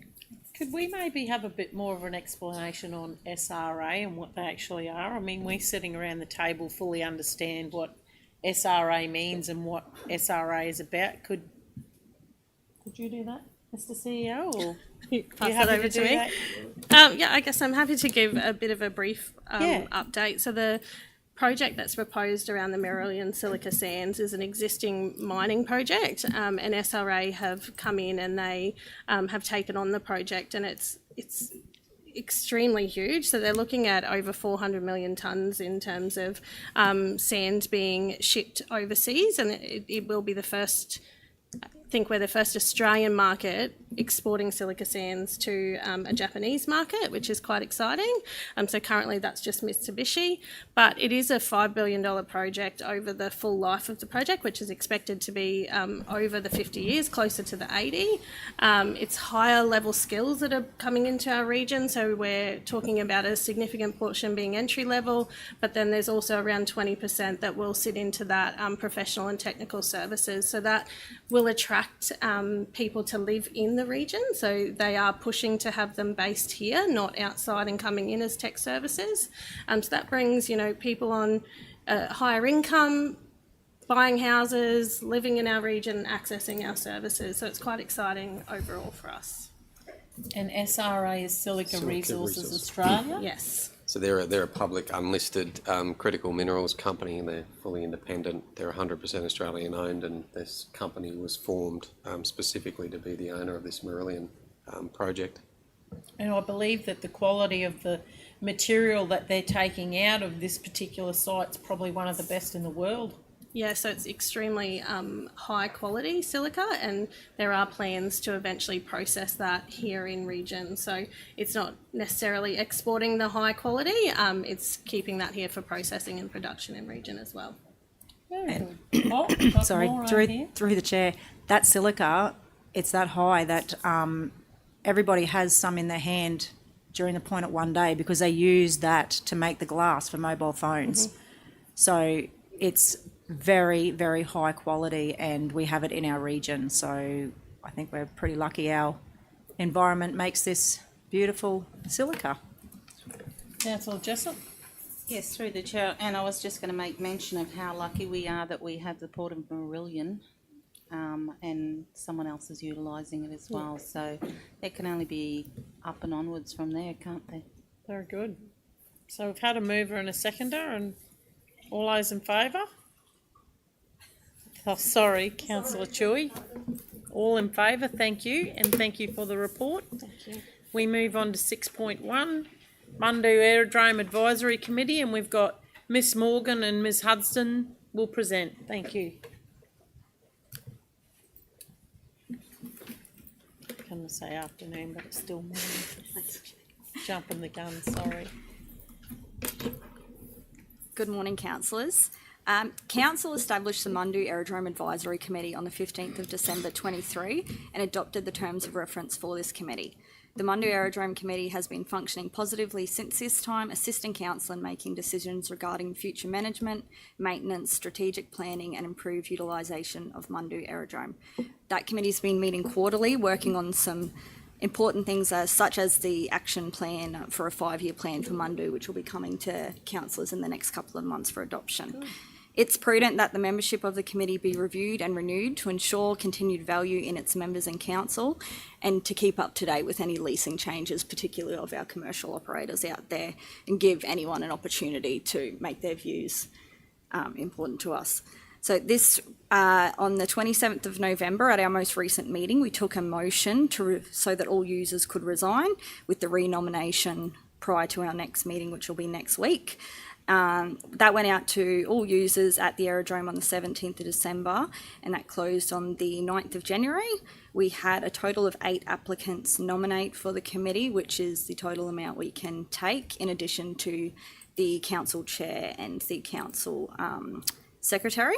So the recommendation is that council approve the Mundu Aerodrome Advisory Committee to be comprised of the following members: 2 council officers in the roles of chairperson and secretary, Mr. Lloyd English, Mr. Lee Fisher, Mr. Norm Little, Miss Melanie Little, Mr. Bob Harris, Miss Melissa Little, Mr. Duncan Sutherland and Mr. Rob Maloney, and that we request the Chief Executive Officer ensure the chair of the Mundu Aerodrome Advisory Committee continue to invite councillors to meetings to have the opportunity to remain engaged in the management, funding and planning of this important community asset. Thank you. Thank you. Councillor McLeod. Thank you, and through the chair, so all of the users of the airport were advised to nominate for a position on this committee. Through the chair, yep. Correct. Yep. I do want to congratulate yourself, you, Miss Hudson, and Mr. Valenti for their hard work they put into that committee. I was there prior, and the turnaround of the meetings and how everybody conducts themselves now is very positive, and it's a credit to our team for bringing that back into line the way it should be. So congratulate all of you. And yeah, like I said, I was there prior and after, and it is, yeah, happy days, and with another committee as well in the Innisfail region. So yeah, congratulations to yourselves. Thank you. Very good. Is there any, Councillor Chui? Thank you. Through the chair, I'm just wondering, were there more? Did more people apply than were required to be on the committee? No, through the chair, so we received 8. Okay, so part of our terms of reference is we would have between 3 and 10 members, which with the 2 council members only allows 8 community members, and we received all 8 nominations. Yeah, so we didn't have to reject any. Yeah, I just didn't know if then there had to be a selection process. Yeah. That was my question. No, and it was quite good. We received 2 recreational users, 2 agricultural users, a representative of the skydivers, a representative of the flight training. So fortunately, we're able to represent all of the key operators out at the committee. Yeah, excellent. And I must admit, yeah, I hadn't been to many, but I had been at previous, and I must congratulate you on getting them to all come together and work in unity, because it gets a much better outcome. And I've actually had a couple of people out of that list there actually come and thank me for the work that you're doing. So keep it up. It seems to be that we have a plan in place that is much more reachable than the plan that was there before, that everybody referred to, as you would know what that plan was. But it's there's a light at the end of the tunnel for them, that things are going to progress. So well done. Thank you. So we've had Councillor McLeod moved it, Councillor Littlemore seconded it. All in favour of that? Carried. Thank you very much. Thank you for your time.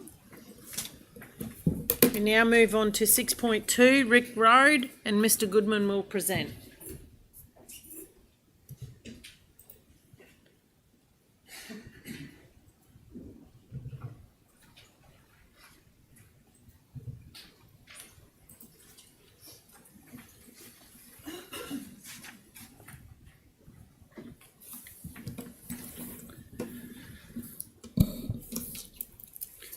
Morning, councillors. Morning.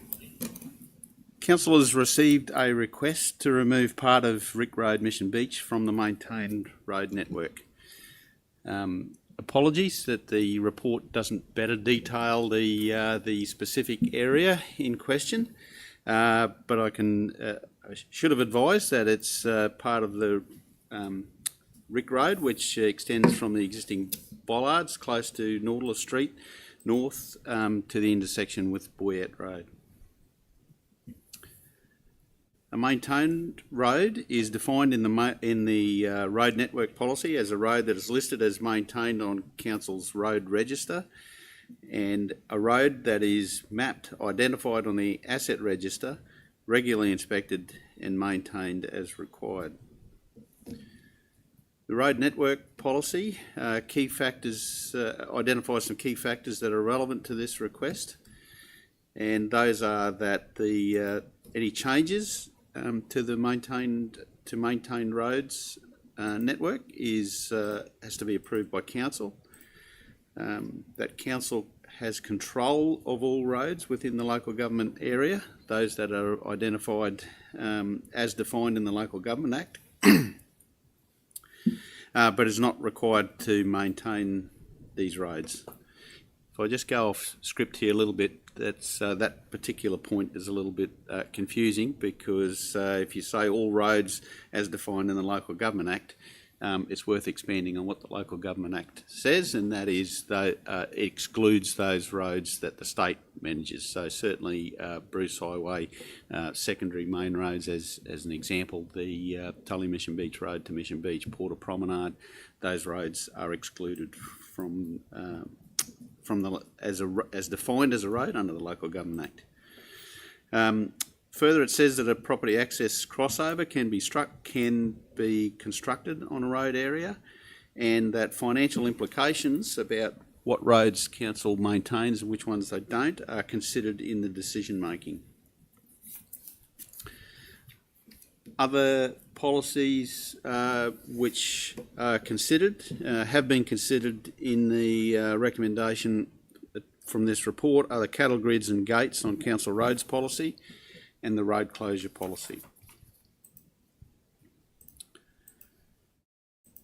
A previous application to temporarily close part of Rick Road through council's local laws process was rejected by officers on the basis that council's road closure policy is applicable and does not support closing a road in the circumstances as described in that application. The applicant did not hold a separate approval for use of the proposed closed area, and that the road closure would detract from the capacity of the road to provide vehicular and pedestrian thoroughfare. It's understood, although it's not 100% clear, that the application to consider the removal of the northern section of Rick Road from the maintained road network is influenced by the recently adopted cattle grids and gates on council's roads policy.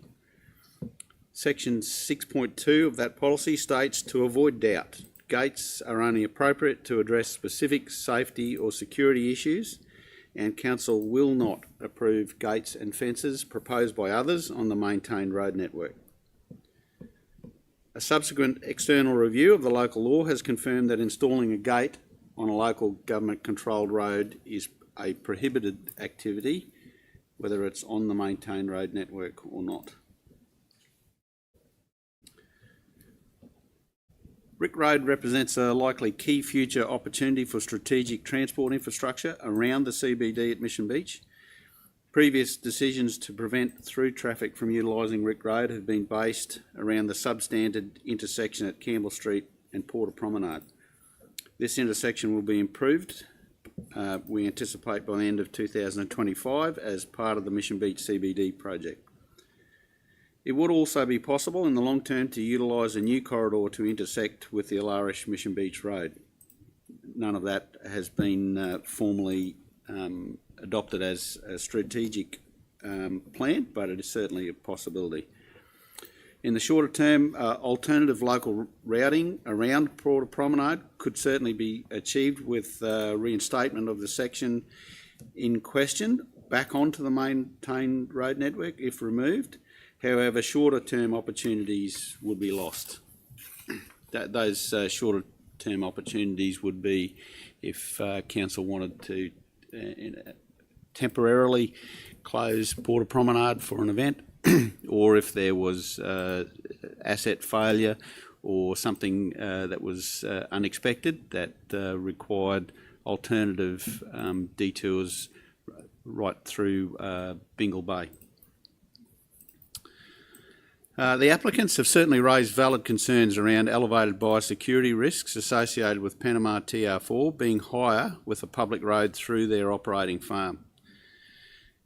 However, removing Rick Road from the maintained road network will maintain its status as public land for council to manage and control. Pedestrian and cyclist access through this section would be maintained at a minimum, and any works beyond mowing and a private access crossover maintenance would need to be approved by council. In all other cases across the region, council has maintained that farm biosecurity containment measures should be undertaken on farm and not on public land, and would not approve works that escalate the likelihood of contamination of the road area or inhibit public access. Financial implications are required to be considered, as there is a small financial benefit to removing this section of Rick Road from the maintained road network. When considered at a network average level, it is anticipated council would reduce operational maintenance expenditure by around $3,100 per year. Requests to remove roads from the public from the maintained road network, particularly close to an urban area, are unusual. And given the anticipated community interest from those in the local area and the fact that council had received requests to ensure public access along Rick Road, limited public consultation was undertaken. 18 responses have been received and the results are summarised as follows. 3 responses were in support of the removal of from the maintained road network, with key issues raised as reduction in maintenance costs to ratepayers, biosecurity risks and public safety. 15 responses did not support the removal from the maintained road network, with issues raised from the public as follows: emergency services access, public safety, as an example, safer route for cyclists and pedestrians to the CBD, traffic diversion if needed. There's questions about ongoing maintenance of who would be responsible and how it would be monitored, future development in the area, historical connection of Rick Road to a local family. There was biosecurity statements that some of the public were saying that's irrelevant due to the requirement for on-farm management of biosecurity, and the road provides direct access to other properties.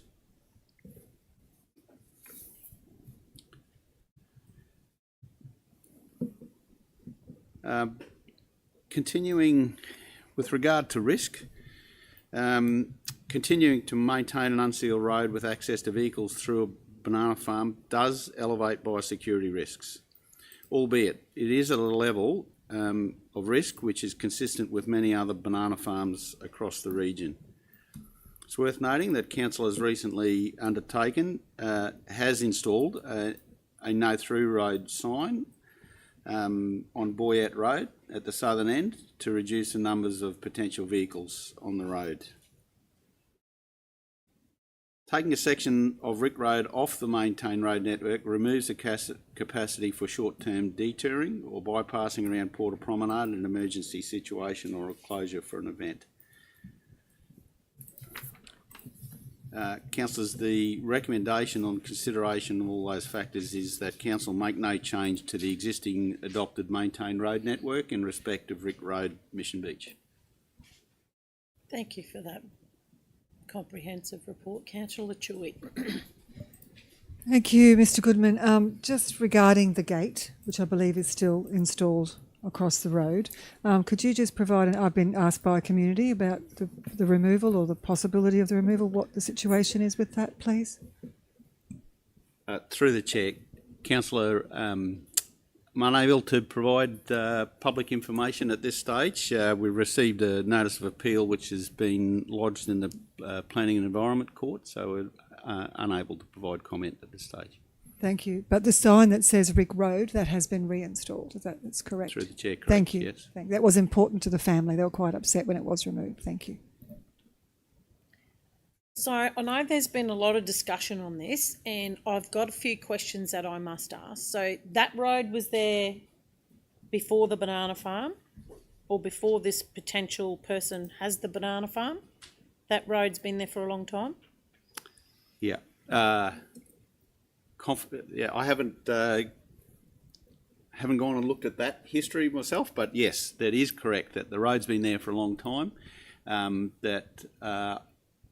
I don't know the history of the lease arrangements at the from the applicant, but I'd be very confident in saying that the road was there before those lease arrangements were in place, although I can't be 100% sure. So it brings me to where you said before about the biosecurity risk. So I believe that there are fencing on either side. So he's got the farm fenced off on either side, and there's quite a distance between the fence and the road, which is reserve, or is that?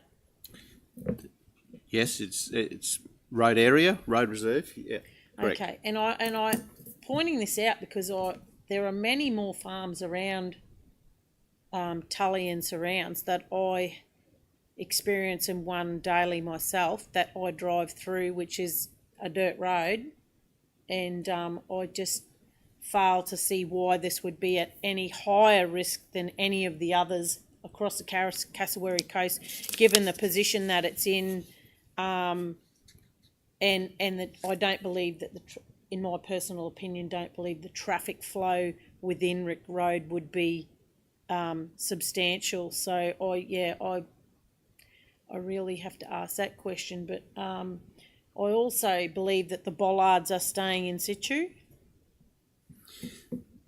Through the chair, there's nothing in this report that has any impact on the status of the existing bollards. As I said, the bollards are that decision to put those bollards in or support those bollards being placed as part of the development operational works permit was significantly influenced by the existing conditions with the Porter Promenade Campbell Street intersection, which is being upgraded as part of the Mission Beach project. So it's completely separate to this report. There would be an opportunity to review that in the future, but this report, this recommendation is, I guess, agnostic in terms of long-term, immediate or long-term future of those bollards. Nothing would change either way. And I also don't believe that this has come about because of our current works on Porter Promenade either. This is not in relation to any of our works down there, but however, if need be, it could have been used if we needed to. So we're not saying that this road, keeping the road open doesn't pertain to what we're doing on Porter Promenade. Through the chair, that's correct. That's one of the other issues, is that while the traffic management plan for our contractors is delivering the works down there does not anticipate utilisation of Rick Road as a detour. But unplanned things happen sometimes, and it would certainly be beneficial to know that that was there as a backup plan if and when required. Yep. Okay. Yes, Councillor Jessup. The submission was put in by the landowner, or did you say it was being leased? Was it put in by the leasee, or by the lessee of the land? Lessee. Sorry, I'm not. Correct. Just might need to clarify. I think there is, through the chair, there's a portion of land that does front that, or is that sitting behind that's actually owned by MBL? I think it's adjacent, but certainly for the majority of it, or a significant amount anyway, I can comfortably state that for the significant amount of the frontage for the area that's applicant, the request to remove it was from not the owner of the land, but a lessee. So is the landowner in agreement? Or is that...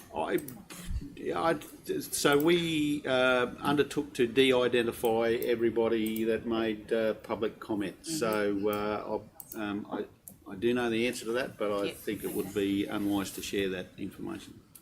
Through the chair, can I just clarify, MBL Farms Proprietary Limited do own a block that's on the western side of Rick Road, but to the southern end where it connects to Nautilus Street. Okay, is there any more questions? No, sorry, through the chair. I just want to state, so in this report, and I know you said it, but I just want to reiterate it, out of 18 responses that were received, 3 wanted it removed from the maintained network and 15 want to keep it as it is. Is that correct? Just want to re-clarify that the 15 want to keep it the way it is currently. Through the chair, that's a correct reading of the consultation, a summary of the consultation that was undertaken. Perfect, thank you. And I would refer back to our good decision making, which always says that we must make a decision that is for the greater benefit of the whole of the Cassowary coast, and just take that into consideration.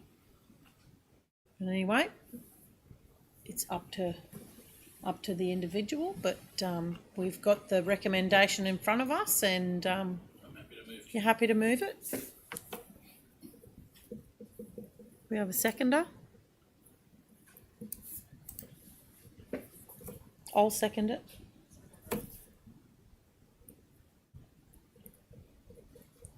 Those in favour? Thank you. Carried.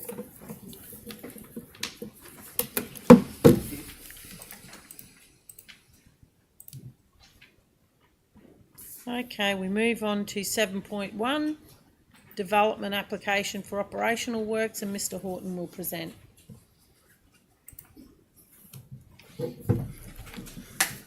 Thanks, Madam Mayor. Morning, Council. 7.1, operational works, development application for operational works for advertising device on land described as Lot 2 on RP 722779, situated at 102 Edith Street, Innisfail, which is on the corner in front of Roscoe's and across the road from Hungry Jack's, I suppose. Most of us all know it as the old mobile service station from back in the day. But yeah, so it's right on that corner where the existing car parking used to be. Council, the proposed development involves the installation of a new triple-sided advertising device on the subject site. The device is freestanding on a monopole with the sign faces to be 3.5 metres and 4.8 metres. So 3.5 wide and 4.8 high. The proposed sign faces south, east and west, so it intersects those 3 corners. So as you come down Edith Street, if you're heading west, you'll see that sign in front of you. If you're coming from the south, up past the current construction of Kentucky Fried Chicken, you'll get to that corner, you'll see it from that way, and you'll also see it from the other intersection from coming down Edith Street and the main road, heading towards Innisfail itself and turning off around the corner.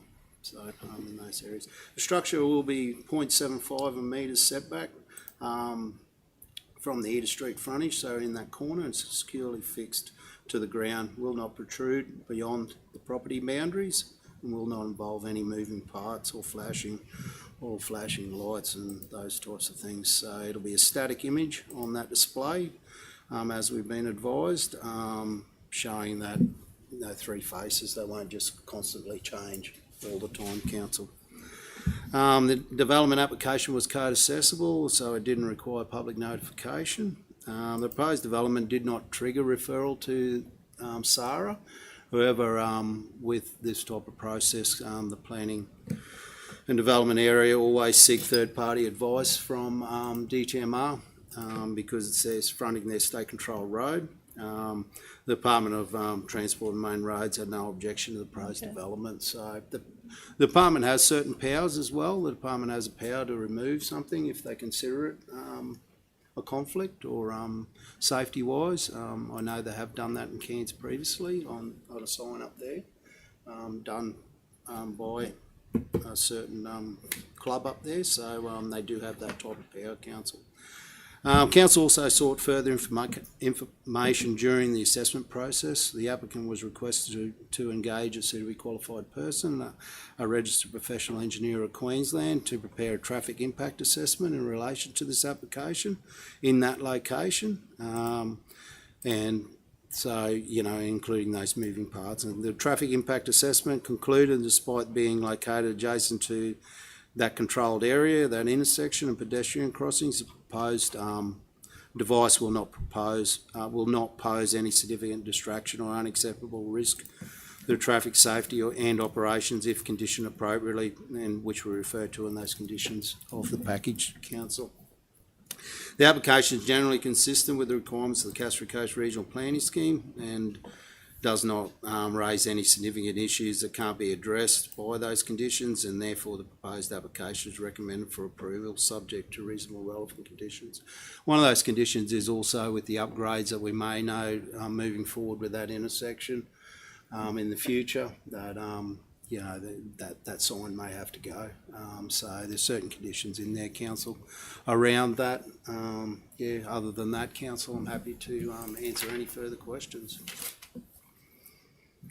Councillor McLeod.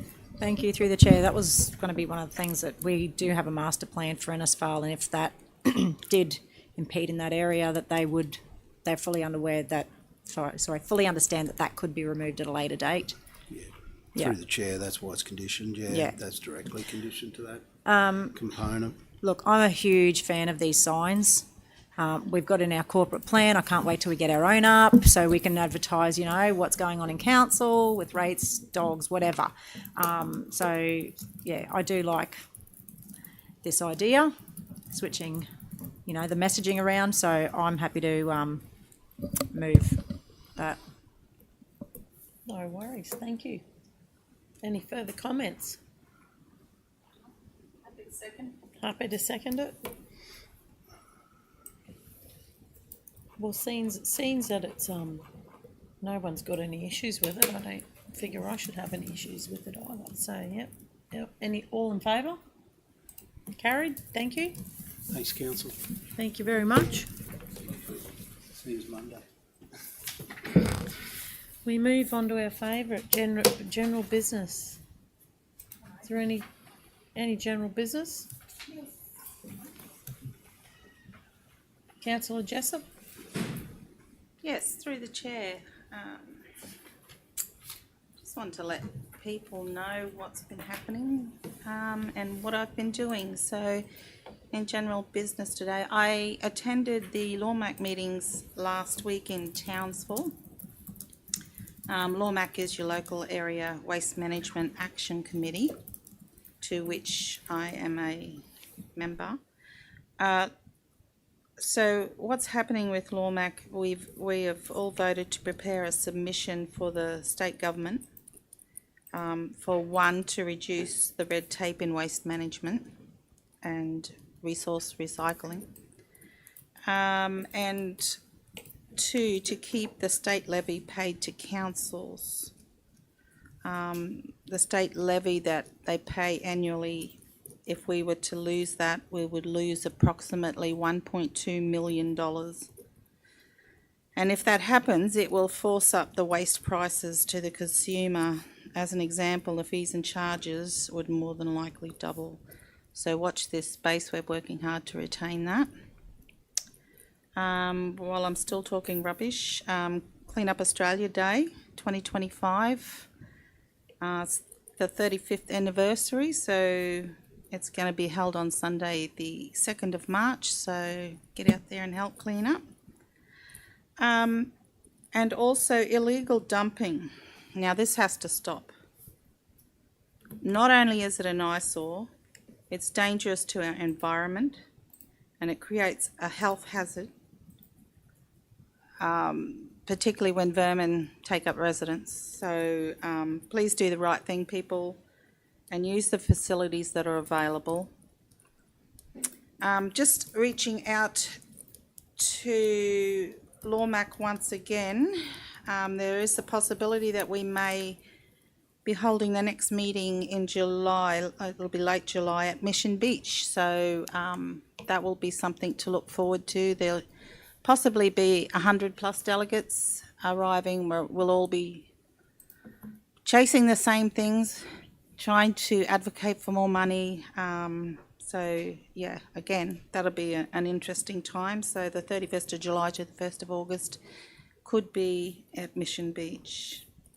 And on a lighter note, I attended the Rotary Club meeting on Tuesday night, and there was guest speakers, excuse me, from the Tully State High School. There were 4 students who did a presentation after attending the National Youth Science Forum. And to say that they were inspired is quite the understatement. To see the level of enthusiasm, it actually makes me proud, because with the support of Tully Rotary, I think Tully Lions and other fundraising events that they put together, there's incentives out there, and it's available for all our future leaders. But if you're looking to volunteer, then please contact these clubs, because they do such good work, and they help out the youngsters as well. So any of the youngsters that want to join in and carry on the traditions of these ageing volunteers, pop your name down. And that's pretty much it for me. Thank you. Councillor Choi. Yes, just I have a couple of things, but the CEO might be able to respond, but if not, Miss Bull might be able to assist me. The fire that was in Cairns, and I understand where it was, but there's still some confusion in public's eye, especially as we so much talk about in Cassowary Coast about recycling, and some people are being asked whether that fire is going to possibly impact. I know the answer, but if you could just elaborate for the public, somebody, that it is not going to impact on our recycling plans. Through the chair, that fire impacted the Bedminster facility, which I think it was at end of life within the next 16 to 18 months anyway. It didn't impact the material recycling facilities, so the waste from the Cassowary Coast will be taken to that material recycling facility, separated into the different categories and recycled. Thank you. Just a couple of other points. The recovery hubs, and Mr. CEO, if you correct me if I'm incorrect, the numbers thankfully are starting to drop for people going to seek assistance, but they still are open, but their hours will be reduced. So 9 till 4, Monday till Friday now, but please don't be shy if you need to go out. You don't have to have lost everything to go and seek assistance or some guidance. There are grants around there for different things, and potentially, if you weren't impacted greatly, use the money to go and support a business that has been impacted greatly, simply because they have no customers, because people couldn't get to them. So, but yeah, the new hours are Monday to Friday, so no weekends any further, 9 till 4, and they will gradually start to diminish as numbers seeking them reduce as well. And our best wishes go to all those that were affected and are still being affected, and I thank you to our volunteers that are working so hard to set things straight for people. So if you go to the council website, the grants are listed there as to what people might be able to apply to, what you're eligible for, and as I said, the hubs can provide you with information there as well. Councillor, sorry, through the chair, just to advise too that whilst they have got reduced opening hours due to the requirement, you can still go online, and also there's a community recovery hotline, which is 1800 173 349, that individuals can contact that outside of those hours or over the weekend as well. Thank you for that. Thank you. And the Handbag Project 2025 is kicking off in March. Council, I'm proud to say, are being involved with this year in this project as well. So please look at the Council's Facebook page. Handbags will be packed and support victims of domestic violence, both men and women, and people experiencing hardship. So there will be bins for people to donate at council customer service areas, our libraries, and various businesses within our four major towns that are prepared to come on board. So, and they go out to various support agencies, police stations, hospitals, and those people that deal face to face with victims of DV. So we welcome people to come on board for that, and we thank those service clubs, as Councillor Jessup has already referred to, that do so much for our community. They have already contributed financially, and once again, I thank their support for supporting my project, but all the work that they do within our community. Thank you. So, Councillor Chewy, what sort of items are you looking to have donated into those bins? Certainly. So the handbags are preferably of a decent size, maybe new, but pre-loved, but in good condition. And the items that go in the handbags must be new. Nobody wants a half-sucked lipstick or a dirty pair of pantyhose, which I have had in the past presented to me. Just thought I'd throw that in. So no aerosols, please. No razors.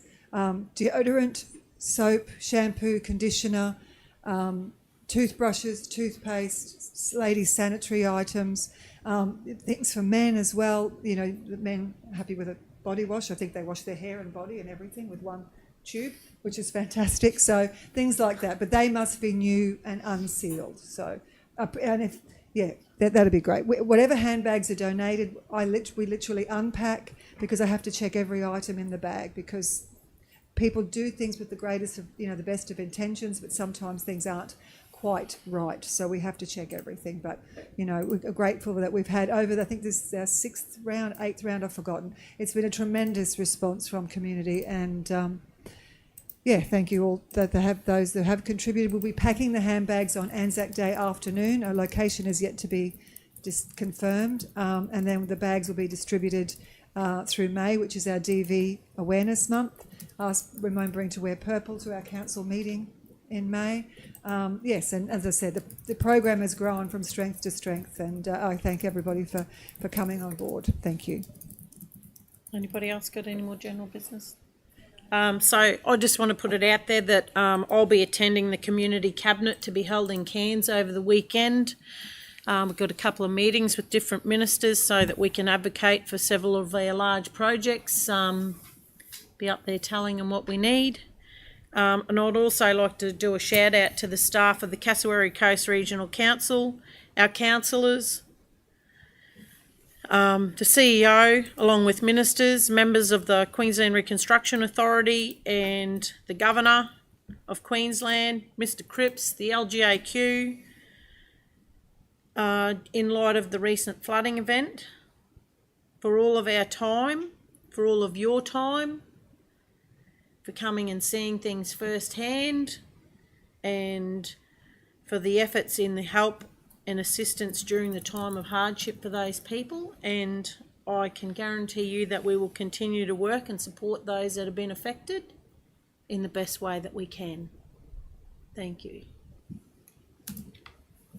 We'll now move on to our closed session. So the meeting will now be closed to the public in accordance with the Local Government Act 254J13G, negotiations relating to commercial matters, to consider the following confidential reports.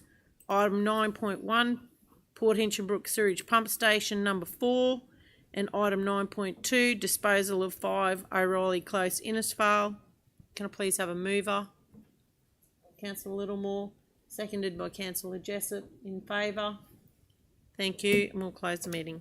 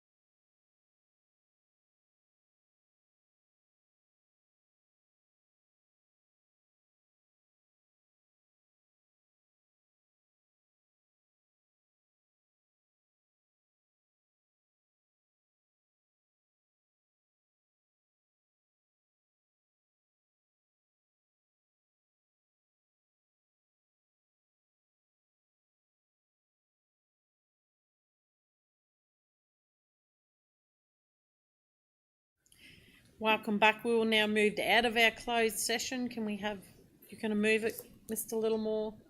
Seconded by Councillor McLeod. In favour? We're all in favour to come out? Very good, thank you. We'll now do item 9.1, Port Hinchinbrook Sewage Pump Station, and Mr Chugg will present.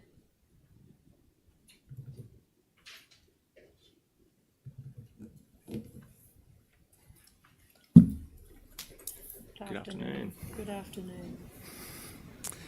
Okay, the Port Hinchinbrook Sewage Pump Station number 4 upgrade, project number CCW 296, is a critical infrastructure project undertaken by CCRC to replace the existing pump station, which has reached the end of its service life and no longer complies with current safety and regulatory standards. This report seeks council endorsement to proceed with the contract award for the construction of a new reinforced concrete pump station, valve pit, receiving manhole, electrical switchboard, SCADA instrumentation and associated pipe connections. The procurement was conducted through an open tender process, and following comprehensive evaluation, SNG Engineering Proprietary Limited has been identified as the preferred contractor. SNG Engineering have demonstrated the best value for money based on relevant industry experience, technical expertise, a clear understanding of project methodology and competitive pricing. The recommended tender price is $2,092,708 and the revised project cost estimate is $2,715,768. The current adopted project budget is $1.75 million, resulting in a budget shortfall of $965,768. It is anticipated that expenditure for the 24-25 financial year will be lower than the current adopted budget. Therefore, no increase to the 24-25 budget is required. The remaining unspent budget from 24-25 will be carried over into the 25-26 budget, and a capital budget request will be submitted for the 25-26 financial year to address the estimated shortfall. The recommendations today are that Council 1. Award contract number CCW 296, Port Hinchinbrook Sewerage Pump Station number 4 upgrade to SNG Engineering Proprietary Limited for $2,092,708 ex-GST. And 2, in accordance with the Local Government Act 2009, delegate authority to the Chief Executive Officer to enter into a contract, negotiate, finalise and execute all matters associated with or related to the contract, subject to Council's standard procurement policies and procedures.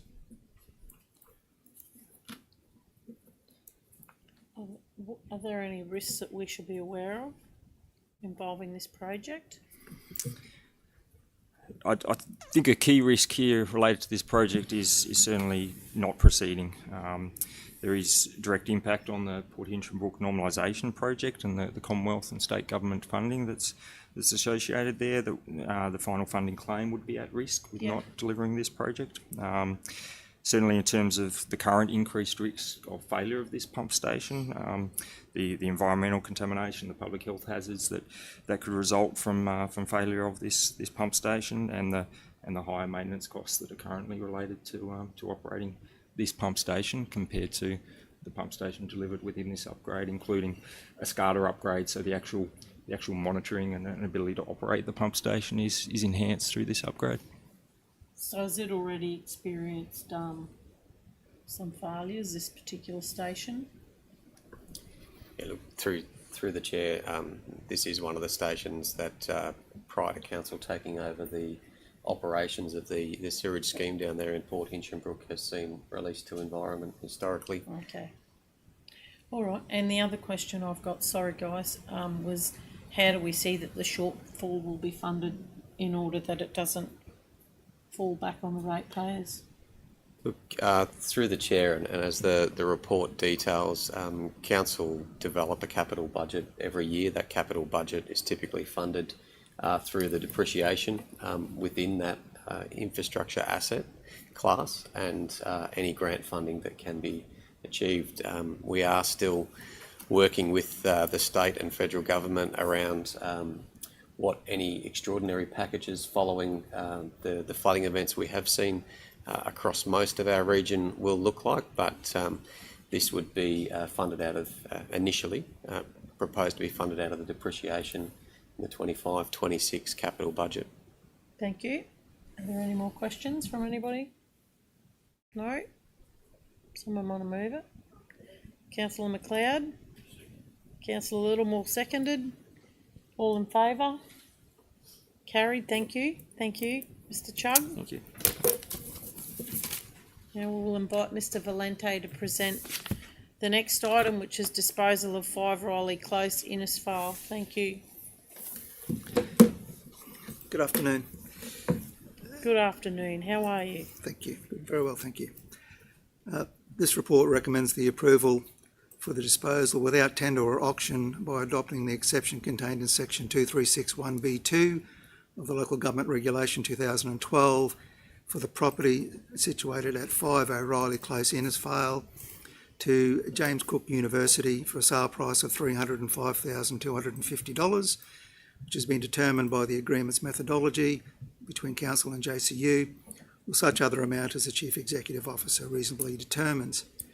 Now, the contract of sale will be the industry standard REIQ house and land contract and will comply with all relevant legislation, Council's procurement policies, and with a proposed settlement date prior to 30 April 2025. Ongoing cost to Council to maintain this property will be negated with the disposal. It is also expected that JCU will continue to utilise the property for student accommodation. Consequently, there is an ongoing continuing benefit to the community, which will not be lost with this disposal. We therefore recommend that Council approve the disposal without tender or auction by adopting the exception contained in section 2361B2 of the Local Government Regulation 2012 for the land and property at 5 O'Reilly Close, Innisfail, to James Cook University for a sale price of $305,250, or such other amount as the Chief Executive Officer reasonably determines. Secondly, in accordance with the Local Government Act, delegate authority to the Chief Executive Officer to enter into contracts, negotiate, finalise and execute any and all matters associated with or in relation to the disposal of the property, subject to Council's normal procurement policies and practices. Finally, request the CEO make amendments to the 2024-25 financial year capital budget and the next budget review to recognise the additional income from the disposal of the property. Any questions? Councillor Chewy. Thank you, through the chair. Just looking at the map, it's probably a planning question. Could that current house be extended or works be done to create a more living accommodation on that same block? Through the chair, that is a planning question, but possibly. Okay. Thank you. Can I just thank you and your team for bringing us the opportunity that I don't think many would have sought to see, and from your professionalism in bringing us a report like that brings such good news, not just for us but for the community as a whole. I mean, it's a win-win situation, and yeah, thank you. Thank you. I'll pass that on to the team. Thank you. Great. You want to move it? Moved by Councillor McLeod, seconded by Councillor Chewy. Those in favour? We're all in favour? Very good. Thank you. Thank you. Thank you very much. We welcome you again with the same news. Does that bring us to a close? Yes. That brings us to a close. Thank you. Have a great day. Bye.